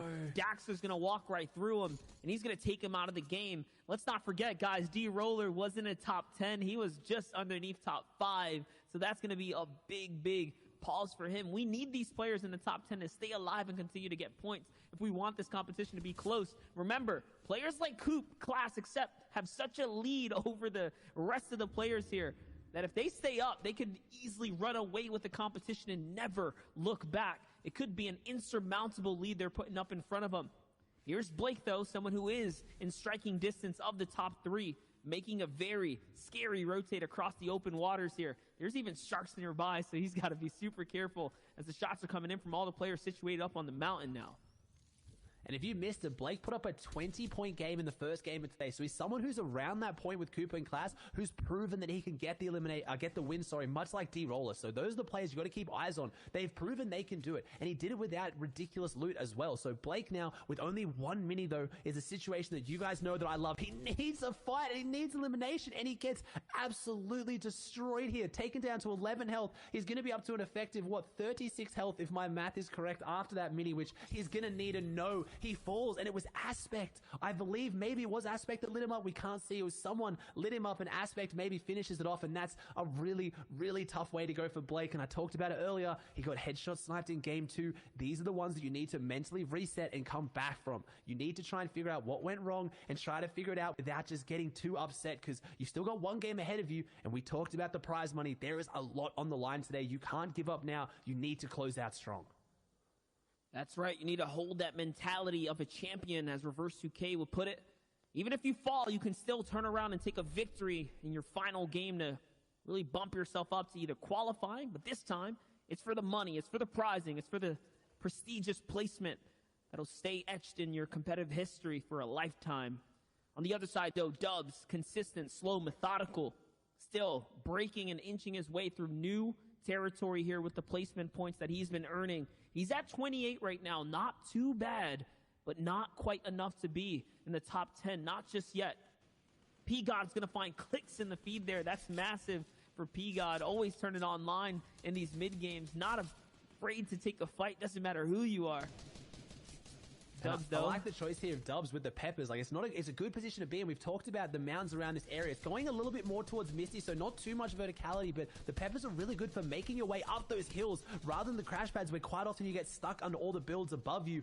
Dubs also has the launch pad, and no surprise there, Booger in a beautiful high ground power position with sight lines over the whole lobby as Dubs does get that elimination onto Lunez. So he's got 1 on the board now, and he's looking really, really good. 29 points. Can he jump his way up in there, or can he do the slow and methodical as we see Kaz over in the corner, someone who I was hyping up a lot, dropped back down into just outside top 10, but he can do this with an average placement so far of around 30th. So he's doing well this game. Just got to keep pushing forward and get into it as we still have 64 alive, Monster. NA East is not speeding up at all. The leaderboard is speeding up, but the players are still playing their slow, methodical game that they know how. And you can't blame him. Players like Coop who just want to wait for opportunity to land on him. And yes, he is going to find one. Jelty off in the distance there is going to be the player he knocks out of the competition now, sending him back to the lobby, only to queue up for their final game coming up. This is game number 5, ladies and gentlemen, the NA East Grand Finals of the FNCS Solos Division. There's $500,000 on the line. So you can imagine the pressure is at an all-time high, even for players like Booga, who have taken the first place on the biggest stages across the world. And during this FNCS, Booga has averaged more than 7 points per game in his final 3 games. So he is looking to swing his way up. He is looking to stay in the competition and show that he can place another high-placing spot in a solos comp. Yeah, showing he does. He has that mental fortitude. Obviously, Booger proven he's a champion on the day of days, won the Solo World Cup, but it was a different story. He jumped out with that massive lead and just had to hold on to it. Did not lose his first place since first game, but showing here as a competitive player, he has progressed even more to be able to close out those tournaments that don't start so strong, and looking to do so here. Drops down with the green tack, and he does. He takes down Cody. A big elimination there. Booger and Cody also actually used to be teammates too, so maybe a bit of love lost there between Cody and Booger as he gets that big elimination. And he's back up to 75 builds now, 6 crash pads and the launch pad. And that's 1 extra player that's now taken out away from him, around him. So he's conditioned this area and now has an even cleaner rotate with not as many people around him as he pulls a pretty difficult half-half, but not too bad of a one here, Monster. That was huge. Cody did get his fire put out. Once again, another game in a row.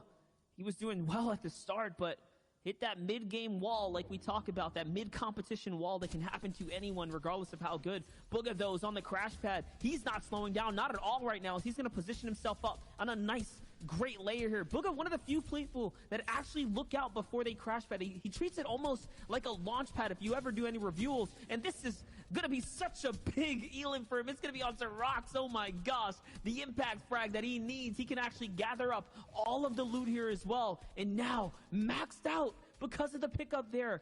This is looking like it could be Bugha's game easily now. It easily could be, and we've just talked about it. That graphic shown up, we crunched the numbers, and Bugha is good in this tail half of the tournament. So if anyone's going to handle the pressure and show up big here in Game 5, it's going to be him, and that's what you're watching if you've just tuned in. Game 5 of the NA East FNCS Grand Final. Monster just laid on the line. $500,000 is going to be given out in the next 2 games, and a few players need to jump up there right now. You're looking for Coop, you're looking for Class. They've got a decent lead on the rest of the tournament, but we've seen big point swings in the past. Someone can jump up and take their position and get into that top 2 spot. If they fall soon, it's going to be anyone's game for the taking, and that's what you want, a nice tight leaderboard at the top, because this one is going to be a nail biter, except we saw him have a great game last game, but that was with Mythic loot in hand. He walked away with Fortilla with Ocean's loot. Can he do it now with 3 crash pads, 3 minis, and 2 green weaponry with just under 50 bills? It's not a bad loadout, but he's going to have to use it very wisely as we see a nice water zone here. It's not deep water like you were used to last season, so these players can still build, they can still block all the shots, but it's very open sight lines. If Accept has to push across here, or those players have to push into him, there's no cover. They have to use their mats. There's no hills, no trees, no houses. It's just you and the opponent in front of you. He's going to go back forward again. He can see if he can try and make his way out of this one. He's using another enemy's crash pad. Remember, I was just going to say, let's not forget the fact that Accept is in the conversation right now for top 3 here, Ozzy. Yeah, he's definitely up there. He's got a good chance to try and jump up through this one if he can. Holding onto those crash pads, it's with plays like that where he reuses them and goes forward, takes down Zombie, and good thing he held onto those crash pads because now he needs them. Nice rotate onto front side. Ultimate low looking really good down there. Goes up a few layers. I see Calc on the backside with pressure on. I see a few people going for high ground. Bugha's there. We talked about him. He was in a decent position, but now he's fighting his way back in. Illis, we're shooting him with one of the biggest fighters in NA East. He can drop eliminations like anyone. He's going to start making his way through 2 crash pads. One about to come out, but no, he holds onto it till the last millisecond. He doesn't need it. He holds it there, zone goes back, and now he has that in the back pocket. This utility is everything for him right now. He has no shields. He has 100 health. Those crash pads are going to allow him to get into a box and get a refresh, and this is that. It's exactly what he's looking to do. He gets in there. The epic tac shotgun gets put to use, and he takes down Renan's, and now he gets the shield, and that's why you have to hold on to your utility. You need to run it for as long as you can. Wrigley on the high ground, but it's not very secure. He needs to be careful on how he plays that high ground monster.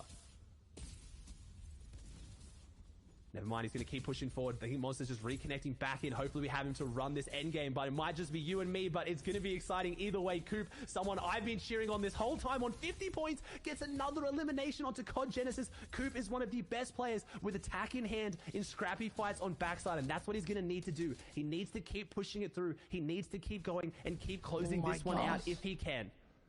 And here's the RPG on high ground. It's not looking too good here. Wrigley's really going to be manipulating the lobby. That RPG's going to force everyone down the mountain. Players like Bugha have to probably come back over. He's all the way at the bottommost layer. But Wrigley taking a huge risk sitting way out in the top. We'll see how that's going to happen here. On the other side, though, focus on the bottom. Bugha trying to make his crossover now. And Coop as well. Coop still with a big lead here. 52 points. He's made it this far. That is ridiculous. He is only getting further and further away from the competition, Ozzy. He's jumping forward here with this one. 53 points on the board right now, and I don't see Class. Class is not in this one contesting it, so this is Coop's tournament. Can he have the huge Game 5 and then have the breezy... I'm not entirely sure, but Wrigley, finally someone sees this high ground and makes a play for it, but Hypnos falls, and Wrigley goes deep into Storm. I think they both just went down on high ground. The power position is given up. Coop has to do something to keep pushing forward. 55 points on the board. Backside of Storm. He's in the top right of your screen. That's what you want to look at. He misses a couple of shots, but the movement gets him through. He's still got floppers, he still has minis, and he's going back to front side to close this one out, Monster. He is going insane right now. Booga in the low ground trying to find anything. He's going to go for the shotgun exchange. He gets it right when he needs it most. The Siphon's going to come through. Just enough mass to keep him alive as well. And it's a two-way fight right now. It's high ground. It's low ground. Booga versus Zen. And then everyone else up above right now who is battling it out. Dubs, Fishy, Nutsex, all big names on the scene right here for NA East. On the other side, though, Booga trying to bounce back in the comp. Few seconds now. He's gonna play with the storm. He's playing with fire right now. 3 HP. Someone lands in front of him. Hits Dubs. Dubs goes down. Booga's still running with it. 4 eliminations now. He is clearly in the top 10, possibly top 5. He might have made it all the way up to the top. He's still in the game here, Ozzy. Booga closes out strong. We showed it, we said it, we highlighted it, and there he is closing out in a big way. But who can close out this game? Is it who, Fishy? You said it, Monster. He's hot, he's cold, he's looking hot now. He likes his fish hot, and he's trying to push forward. He's going down. He gets pushed down onto Nutx, and no, Nutx takes him out. It's a 1v1 situation. Nutx and exactly, it's closing out. We might see our first heal off, but no, exactly with Flopper in hand, doesn't want to heal off, jumps out to the side with the beautiful legendary tag shot for the 3 elimination win. Coop runs away with it, Monster, but is the lead going to be enough? I don't know, but that was a battle of layers, and players like Booga really stepping it up just like that. But either way, we're sending over to the desk. We're sending over to the boys to go in and break down all the action for us.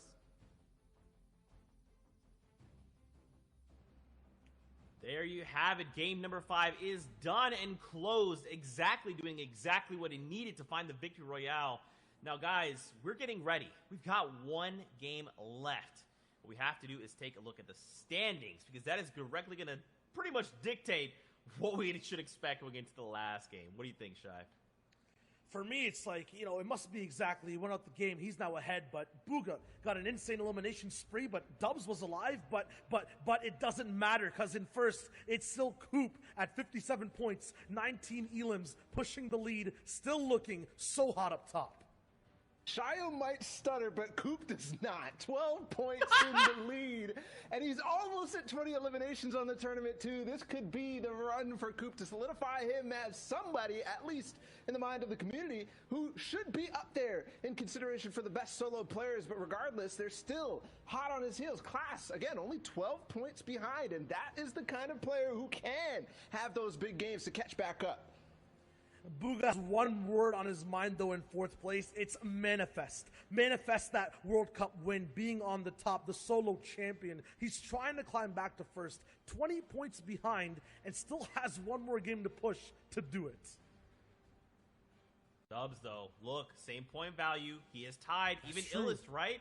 Just a handful of eliminations, except could make something happen. As you're saying, manifest right now. We have 1 game left, boys. Literally anything could happen. If nothing does, and Coop can hold on, even just placing top 10 with no eliminations would secure him the VR. You know what's crazy too, guys, is that everybody that we just watched in that last game, we just saw exactly come all the way up, probably around the 25th mark. And these guys as well in this page too, they've just risen a significant amount, but there's everybody bouncing back and forth. It's not one person doing it all. It's like a whole bunch of different people and a bunch of different threads trying to grab their lion's share of the prizing at the end of the day. I'm going to say it right now. Grab your cameras or just take a screenshot of any of these pages past the top 10. They will change next game. Ball is right. It's bouncing back and forth. It's a ping pong match all the way up top. Everyone right beside there hitting.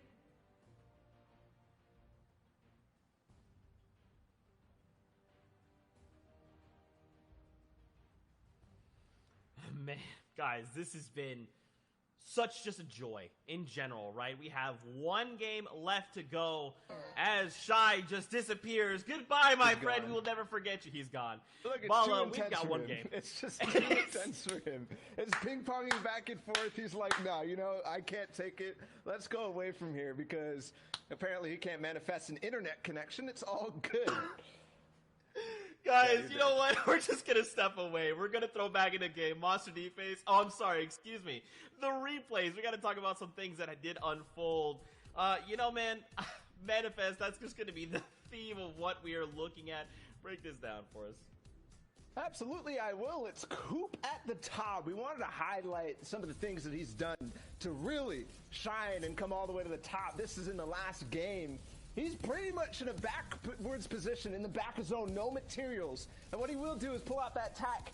That was called out by the casters and said that he's so good in these situations, and just a few of them. Every single time he's picking up one flopper, finding the pass. I mean, you saw him scoot all the way back up on the right side. It's crazy that he's able to find these things. This was the first game back in front, and still another player in his box. He doesn't care. He's fine with that. He's like, okay, you want to stay? I will take you out. You're good.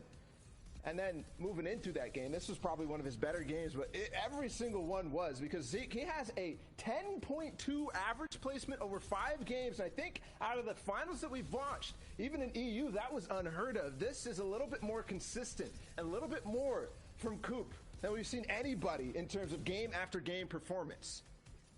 And the thing is, he's been able to couple this with a handful of eliminations, right? Earlier on in the broadcast, Sundown talked about this. Placing high is so important, but you need the eliminations tied with that. If you're just placing high with no elims, you're not going to get that far. Coop has not placed out of top 25 in 5 games. Like, that's absurd. It is. And for, you know what he's doing in the, like you saw it in the last bit of that package. Like, Sundown called it. Right? He said the players who can play with low materials, the low map players, will end up being able to find that consistency, find that game after game conversion on points. And you saw it in that. Coop was literally 3 games out of the ones we just watched. The highlights from those was him ducking and diving between all the little old builds. And he always found himself not only elimination, but somebody with floppers where he could outlast and even find more paths to victory. And a lot of that is just on the backs of confidence, right? You could see it in his play. You could tell Coop is finally firing on all cylinders. I say finally like he wasn't before, but he is. From the beginning, he has his eyes set on the prize. But with 1 game left, can he hold on? 12 points. That's the difference. With 1 game left, somebody has to show up, and it really looks like Class might be the only person to be able to do it, so we've got to keep our eyes on that duel, Zeke. That's right. Viewers at home, make sure you're watching the elimination feed. We're following Coop. Can he hold on and be the new FNCS champion in NA East? It's time to get into the last game to find out. Monster D-Face, Aussie Antics, over to you.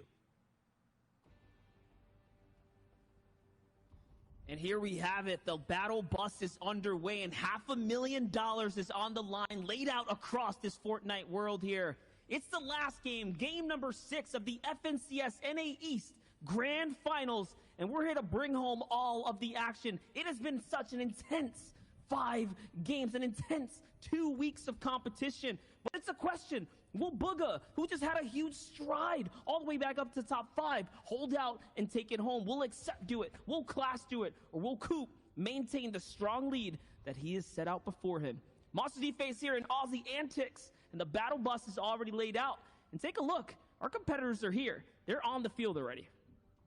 And they're ready to play. Someone has to pick up the pace here if they're going to catch up to Coop. And is it going to be Class? He's had an average elimination of only 1.8. He's been the slow and steady, consistent player. Does he stick to that? Does he stay slow and steady and hold on to maybe a top 3, top 5 second place? Or does he pick up the pace? Because unless Coop goes down right now, very early on, Class needs to do something different if he wants to take over the lead. Coop has put such a control in this lobby. I talked about it when we were watching Class. Someone needs to jump up and put the pressure down. Who is it going to be? And it's been Coop. It's been the story of Coop today, but a lot of other people want their story told. Bugha, someone who's used to the limelight, catching up from behind, a position we don't often see him in for solos tournaments, but as you saw earlier with that statistic, he plays so strong in his final few games, and if you're looking for anyone to jump up and have a huge 2 strides, because we saw 1, it's going to be Bugha. That's right, Bugha's already done it. Players like Young Pauk have done it as well, thrusting themselves up, as did Crims too. So these are all of our vets that are showing that they can still turn up in the final moments. We talked about players like Reverse who were able to do it as well, and that's what we talk about, the mentality from the champions, being able to step up to the plate when it matters most. Either way, though, there's a lot of action unfolding here. Here's the highlight from Class and how he picks up one of his first eliminations onto Slim from downrange. And oh my gosh, we get the shot from 2 perspectives there, Aussie. That was disgusting.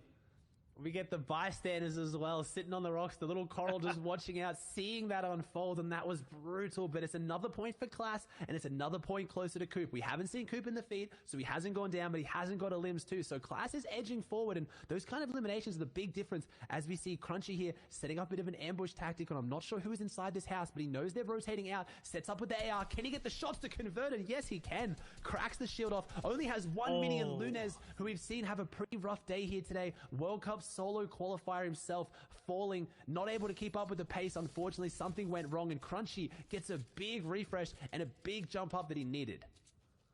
We're still going to give a big shout out to players like Lunez, players like Zlem, and all the other fallen competitors already here in the last game. Their last chances out the window now because they are still the best of the best. We're looking at the 100 greatest in the region. Players like Blake proving that they have what it takes, even as the newer up-and-comers, the stars that have been around. It's their time to shine. Will Blake do it? He's got 34 points. This is a battle that matters a lot. We talk about $1,000 engagements, big money on the line, and Blake loses to Clix finally in the early game because Clix needs it. There's no alliances here, not in any drop spot, not in solos, and Clix finds his 18th point there. And you talk about solos, you talk about alliances, Clix and Blake, two renowned teammates. They were duo mates until recently. They didn't duo in the last iteration of Fortnite, but they were teammates for so long, and there's going to be a bit of love lost there. Blake is going to be upset. We've talked about it. Blake has had some of the most heartbreaking eliminations I've seen today, either getting absolutely destroyed and beamed up from a player he can't see, headshot snipes, now getting into a box fight with Clix, probably the last person on the map you want to have a fight with.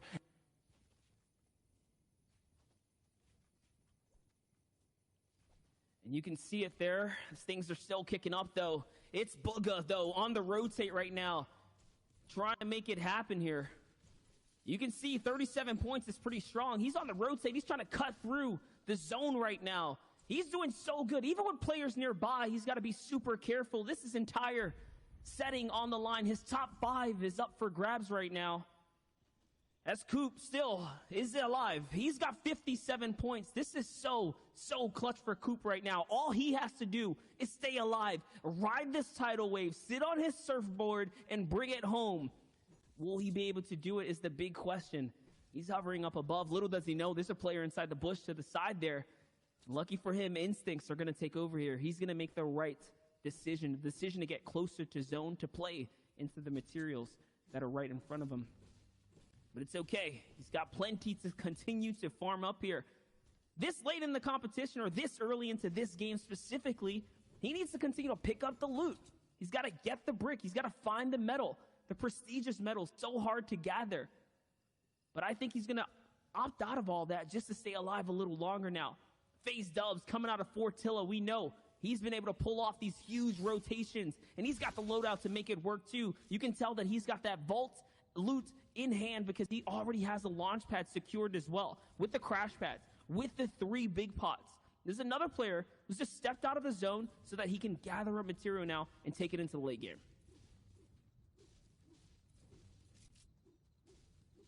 Still farming though. Just hanging out here. This is the intensity that we expect in a grand finals, Aussie. Yeah, exactly. Dubs right now in 5th place on 37 points. He's got less than 1 average elimination. He is in 5th place with less than 1 average elimination. That is ridiculous. So Dubs looking to just continue his slow and steady format. He's not trying to jump up. He's probably noticed that Coop's got way too many points to chase up. And we keep talking about the top, but $500,000 on the line. There is nothing to scoff at about coming top 5, top 3. It's not all about first place here, as Asia's trying to push up into a pretty aggressive fight that we haven't seen too many of today. And this is what's going to start to happen in Game 6, where people are leaving nothing out there. They want to go. Maybe they're frustrated. Games haven't gone their way. They're going to back their mechanics and take fights they wouldn't otherwise take. 5 points separates Azers right now to the top 10. The big prizing on the line to do it is his wall. He makes the edit. He's looking to get the follow-up here. This is a huge engagement here for Azers, who's been doing well in the competition, just good enough to be in the conversation right now. And the point threshold is so close that he does not want to fall now, not to give away his positioning so far. Someone who also needs it is Jelty too. So on the line is the same thing for the 2 players. It's all the money. It's all the marbles, and that's it. He cashes in. Azers wins the engagement. He has just enough loot to fight his way out of the storm line too. There's someone nearby though listening into the battle. You can see the cursor there. It's Likura. Oh no, Likura's lurking. This is a good spot to be in. He had good health, good shield. We'll have to keep an eye on the feed to see if that can close out. Aspect getting a group of Marauders falling on him, but nice builds there. Throws up the build and tries to cut off the sightline from the Marauders so they don't aggress onto you. It's a really good play. Marauders will only chase you if they see you for long enough, and I think maybe one of them spotted Aspect. No, they're not all making their way towards him, so he might be okay. Clearly not wanting to tangle with them. He's on the edge, and right now, Marauders could ruin his tournament on 24 points. He could jump up there as one of those veterans who's kind of come out of nowhere back into Tournament Monster. It's so great to see someone who was here at the very start of competitive Fortnite kind of drop off a little bit, not to maybe take it seriously, and then come back in a big way. That is true here. Aspect trying to make something big of the rotate here now. You can see there's plenty of players nearby still hanging out at the Authority. Zone's already popping, pulling players to the north. That's where the pro players are going to start having to pull their focus in. We're going to have to start sliding their way all the way up here. Aspect gets the brakes put on him, though. There's someone just outside of Salty Springs now putting in some shots, so he's going to have to stop here. He's going to have to heal up now. And this is digging into 2. Oh my gosh. The fact that he's using 2 shields right now just shows, it indicates that Aspect does not want to fall. He doesn't even want to leave anything on the table. It's use it or lose it in these situations. And I love it. He follows up with the hunting rifle. Beautiful shot right there for Aspect. And now the pressure's on, though. It's Gabe. He's on his tail here, Ozzy. And someone's behind Gabe. It's like a little highway. That river, they're all swimming down it. They see that Aspect got an elimination. They're chasing him, chasing the loot. They saw him get cracked from the sniper rifle. And you love to see it. Aspect backing himself. He uses the 2 big pots, freeing up a slot for the sniper, and then instantly, within 5 seconds, gets an elimination that makes it worth it. That was a huge swing, but there was 2 players hot on his heels. People are picking up the pace here in NA East. They are going aggressive. So you have to look out for players like Coop, like Class, like Accept here to hold on to their lead and avoid those players, because they want to have their slow and steady games. They want to get to the end game. They don't want to get caught up in fights like this.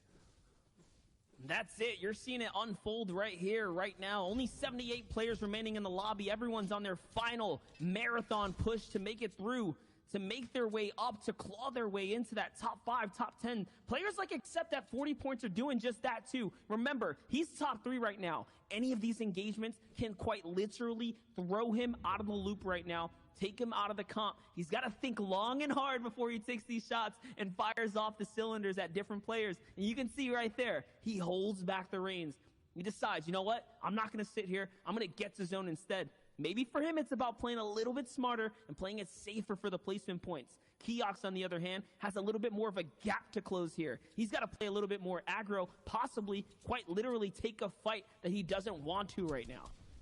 But I have to think Keox has picked up more points in his final games than almost anyone. Booger had the big run, but Keox, I believe going into game 3 or whether it was game 2, had 2 points. And then he got the massive 20-point game. But he's keeping that consistency going. He's had another big game on the back of that as well. So Keox currently in 7th place, but he's jumping the leaderboard. Yeah, he had a 6 elimination win in game 4, and in game 5 was a 7 elimination 19th. So this is a player that's leaving nothing on the line. He could have that big game to jump up that we've been looking for.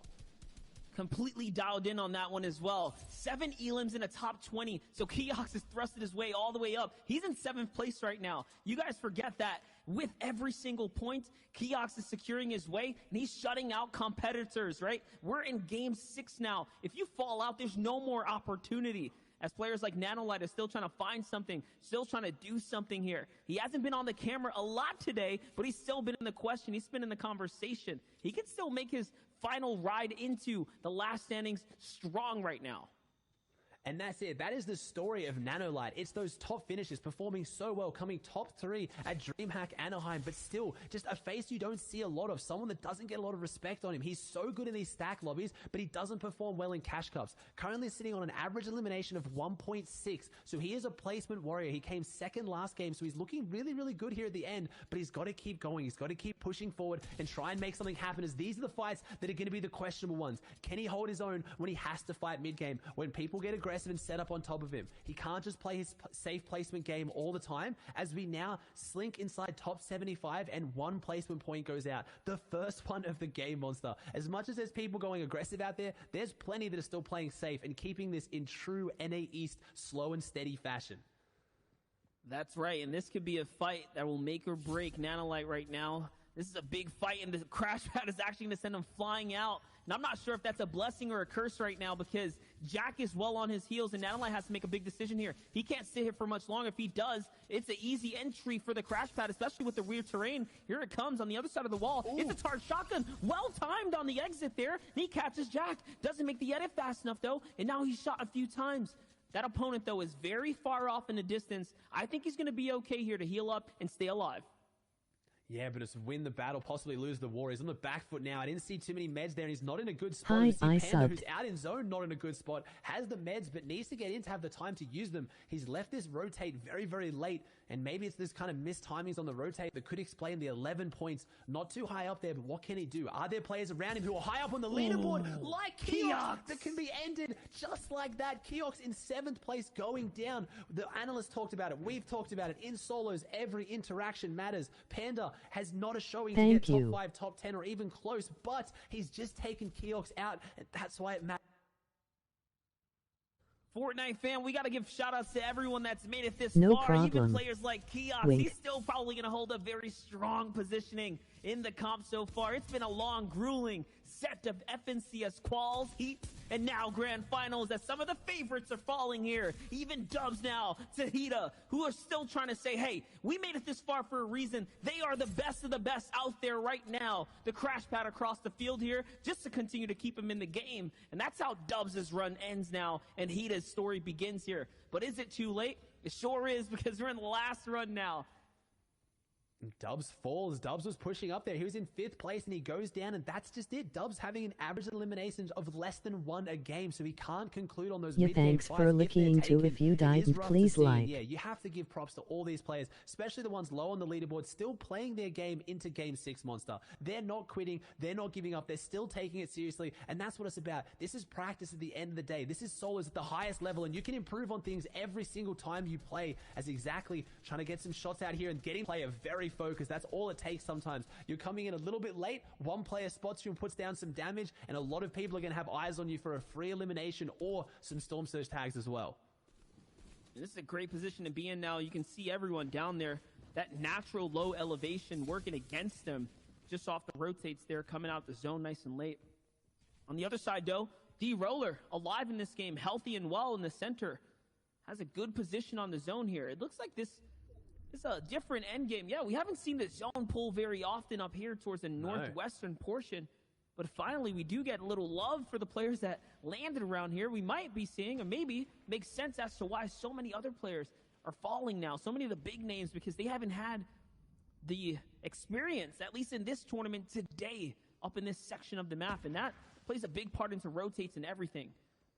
Yeah, you see there, Clix was set up in the middle on that elimination he got on Blake, so he obviously has Pleasant Park now on lockdown. He got an elimination, got his Storm Surge, and hasn't had to move. He's just sitting in his box, so this could have been such a big game for Blake, but just like that, he goes down, and now Clix has a chance to jump up there and maybe earn some extra money as Class in 2nd place right now. He came into this game 12 points behind Coop in 1st, so he needs to pick it up, needs to do something big, and as far as I'm aware, in Game 6 of the NA East Grand Final, Coop is still up and very much in the lead, and he's going to have to fall shortly if anyone's able to overtake this one, and that's why we have eyes on Class, because he's the one trying to do it, trying to jump up and take over that spot, and with a loadout to do it. 4 floppers, 3 crash pads, and almost max material. He's played this Game 6 as the same way he's played every other game, and now he's got 2 eliminations on the board, just kind of creeping towards that top 50. That's right. The difference here is going to be eliminations. He's going to need to get closer and closer, gather more and more if he wants to take a stab at the throne here. It's only going to be down to Class. Players like Accept, Bugha. Now that Dubs is out of the game as well. Because remember, coming in, Dubs was in 5th place. So now that he's out, that's it. There's no opportunity for him. He just has to hold strong for whatever prizing he can gather up towards the end here. On the other side, players that are climbing up. Nanolite, he bounced back from the terrible positioning on the outside of zone with the battle against Jack. He managed to make it work here, and now he's got a Vive on the backstorm line. He might find a freebie here because Vive was tagged up pretty hard. Vive was tagged up, and Nanolite, I don't know how he got his way back into this one, showing why he's one of the best placement players in this tournament, showing why he performs in big stack lobbies on the day, upgrading with the AR. He's trying to get the loot if he can, gets a bit more metal, gets a lot of metal, I believe, And now he's going to finish this one out. Naviv goes down. Ucoda Monster gets that big elimination close to the 2-point swing as well, as that was just inside top 50 placements, as we see Colazo, Cody, and now Nanolite getting pressured in on exactly FN, who is currently in 8th place, pushing an aggressive fight, and there it is, eyes on Coop. He's looking pretty good, Monster. 150 doesn't have the full shield, but everything else, the positioning is looking pretty good, as Coop, no, it's not. 21 builds. Is this Storm Surge? He's 12 below on Storm Surge. This is your winner. This is your first place player in Game 6 in the lead with Storm Surge ticking. This player next to him knows, but as Coop does best, he comes out firing. Game 6, he's not going down. His story's not going to end like this. He wants to control it, but no. The third party comes in. Coop got his damage, but it might be too little too late. He's holding on to what little he has as it goes below 50, and Storm Surge changing up this lobby quickly. Coop could fall here, and maybe all eyes on Class, because Coop is looking the worst we've seen him all day. This could still work, though. Even without the medium bullets, he has the one crash pad to rotate him closer to half in, half out. He's got a little bit of favor going into his pocket right now. We'll see, because if Coop falls, this leaves the table open. This leaves the opportunity up for players like Class, Bugha, or Accept to snatch away the crown here. We talk about a few things need to go in your favor, is one of them being Coop needs to fall. We'll see, though.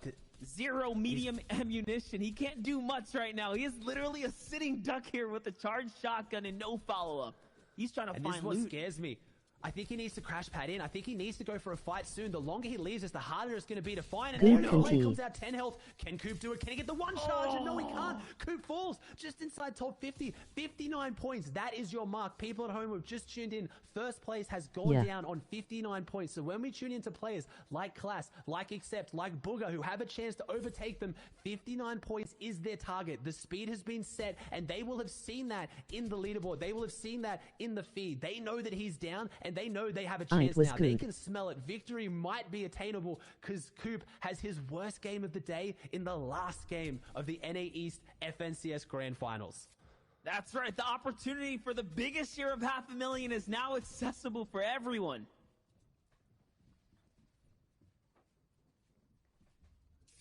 Accept now.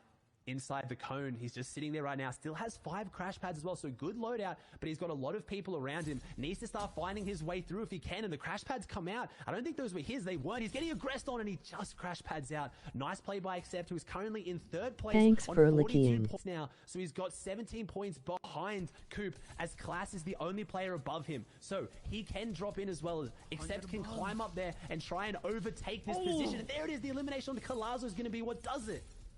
That was so big. He's now at 44 points. He's getting closer and closer. Let's not forget, there's still other competitors in the air. They're still alive here. Big launch pad to come out now to save so much material. He's trying to find out where to go. He even read the zone a little differently there for a second. Had to double check to make sure he was going in the right direction. Now, though, he's found himself in the mid ground, in the high layer. Click still alive, though, even after Elim onto Blake. Early on, still finding his frags here. So these are all players that are still trying to inch their way up to top 10 and break their way into a better placement for more money as well. Except looking back on the Stormline now, trying to find any shots. There it is. There's one in front of him. Can he get it? Oh no, he's getting tagged up here, Ozzy. This is looking kind of dicey. Anyone can dive in on him. Anyone can get in at any time, and he's trying to get inside, but at the same time, he can go in on anyone with those 4 crash pads, and we haven't seen Class too much in the feed, so Class is still up, and he's still pushing, he's still kicking, but he's not gearing up, he's not accelerating, he's not trying to take over that first place position. Coop is holding on to his lead, sitting back and watching this, and he has eyes on Accept, he has eyes on Class, and so far, it's looking good for him as we're seeing this one close out, and I've got eyes on Clicks, who is dropping big eliminations coming into this endgame. Bugha in there as well in our 4th place, so we still have 3 of the top 4 alive. Oh my with gosh. the first place taken out, and this is what you want to see for a game. Closing out and Bugha picking up the pace. This is the gas. He's hitting the pedal. He's going forward, trying to find what he can to get back into this one to maybe take first place or a bigger chunk of this $500,000. He's going to keep pushing through, and we've talked about it. Bugha is so good in these end games. I saw Class fly past the screen too, Monster. We'll have to see how he's closing this one out in 2nd place. It's anyone's game, and Bugha took out D-Roller, and that's why I gasped there, because that's huge too. Oh my gosh, the response fire from Accept onto Degen. Another point. Remember, he is so close now. If he can get this victory, if any of them can, that's it. But no, Accept's taking out the competition. His opportunities are over. Class is still alive. He's following up. He's got enough. 53 right now. He just has to stay in it. 120 material and flop versus play. A little bit in the zone now. Zone's not going to pop into his favor, so he has to push through now. It's an opportunity here. He needs to find someone. He's behind, sitting in the zone, though. Will these ticks be ones that he's going to regret? We'll find out now. He's going for the box fight. He's going for first place. He wants the throne. He wants to take it here. Can he grab the crown? Right now, Class, no! Loses the exchange to AJ, and it's all over for Class now. He's out of the game. It's eyes on Booger. Booger can jump up here in a big way now. I don't know whether he can overtake Coop. This might be Coop's final lap, winning round. Watching this close out as we tune in with Who Fishy. Booger in 4th place is our highest player alive. Still left, and he falls. It is. This is Coop's tournament, but we have more money to give out, and we have more people to overtake. Coop has undeniably won this game, but Who Fishy pushing forward, trying to have his moment and jump up, finish the game's hot because he started a little bit cold. Oh my Gets the gosh. elimination. 4 players alive. Can Who Fishy pick up the game 6 win? Bully, we have so many aggressive big names in this one. Bully on the high ground, pushing forward, has that position of command. Can he finish it off? And Bully is so good in the box. AJ falls, 3 players alive. This is the closing moments of NA East Grand Finals Game 6. Bully needs to close this one out. 30 points. He's had a big rise at the end. Can Who Fishy close it out too? Or is Zentil going to go down a storm? He's playing it slow on the low side. Can he get back out? Bully in such a good position. Has all the mats, So has close. everything. And Who It's Fishy so takes down close. Till. So it's Bully versus Who Fishy. Who's got the better aim? Who's got the better mechanics? As this is going to come down to a shotgun versus shotgun, Here it is. 1v1. I can't see either going for the heal off. No one's going to be able to close it out. It's Coop's day, but can Bully or Who Fishy close it out and get the win to stand on the podium at the very end? And it's Bully who does it. Who Fishy falls, and Bully has a massive game back to jump into it, Monster. That was a great one. Just like that, you see it all unfold. And we talk about every engagement, even at the end. If you're in top 10, if you're fighting for those high placements, there is so much on the line. Life-changing money here. $500,000. But as we said it, Coop did enough to hold out, stay strong, and keep the crown. It was so close, though. Booga almost had it. Class almost had it. And there you guys have it, your NA East champion, OA Coop. That is so massive for him. Finally taking a first place, big stage win home. 19 eliminations, didn't get the win as well, so it was off the back of consistency. Didn't have that big win, but he played so well, and he's walking away with $50,000, Monster. $50,000, that is so huge. Thank you so much for having us. Thank you. I've had the absolute pleasure and privilege of commentating every game of NA East, and they could not have disappointed. That was such a good finish. Absolutely, and there you guys have it. That was the coverage from Monster D-Face Aussie Antics. What a ridiculous NA East Grand Finals. You guys showed up, and we appreciate you for it. We're going to send it on over to Zeke and the boys to bring us on home and close out the show.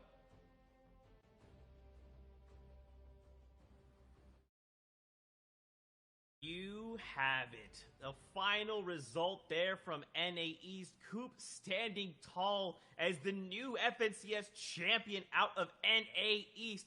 And of course, boys, we will break it all down. We'll take a look at the standings and see who else placed up in that top 5. But Sundown, this was absolutely an incredible day of so much action in Fortnite. There was so Game 5, those huge performances, but Coop's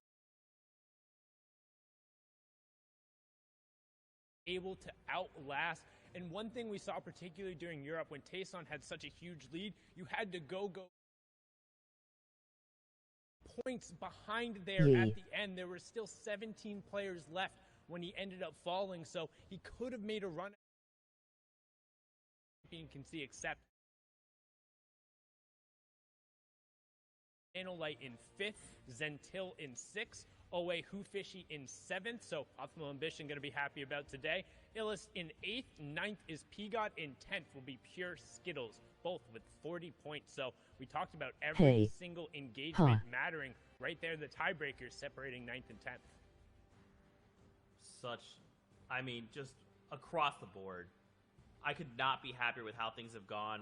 NA East absolutely put on a show for us. It was neck and neck. As Shai mentioned before, these standings have changed, right? It was just a constant slugfest. Coop, though, did manage to put all the pieces together, hold on until the very end. And now we get to close this chapter of the FNCS, crowning the champion in NA East. I mean, Sundown, I'm over the moon. I'm exhausted, but I'm over the moon, full of excitement. I mean, I'd be exhausted too. You did a great job hosting through the entirety of this. Let's flip on over here to the next page to cover that out. We can't shine too much light here on Zeke as we see Calc in 21st, OA Crims in 22nd, Liquid Gabe 23rd, Colazo 24th, D-Den, Azures, Clicks, Kaz, Jacques, and Nexi rounding out the top 30 again. So congratulations to everyone for even making it here. It was a fantastic FNCS run, but at the end of the day, Coop is going to be the one walking away with the $50,000 and the Axe of Champions, and on top of it, the title as the best solo player in NA East. Man, so awesome. Congratulations to all the new FNCS champions. Sundown, before we go, any final words? Honestly, I just want to say congratulations to everyone who was able to make it this far, and thank you so much to all of you watching, whether it's on Twitch, Twitter, YouTube, Fortnite.com, or coming through in Party Royale itself. Thank you so much for the time. It means the world to us, and it means the world to the players as well. Hopefully you enjoyed the action, and we'll be back soon. That's right. In season number 4, we are going to be seeing the return of trios, so we look forward to that. With all that being said, thank you to all the casters that were on and off the broadcast. Please follow them. They're incredible.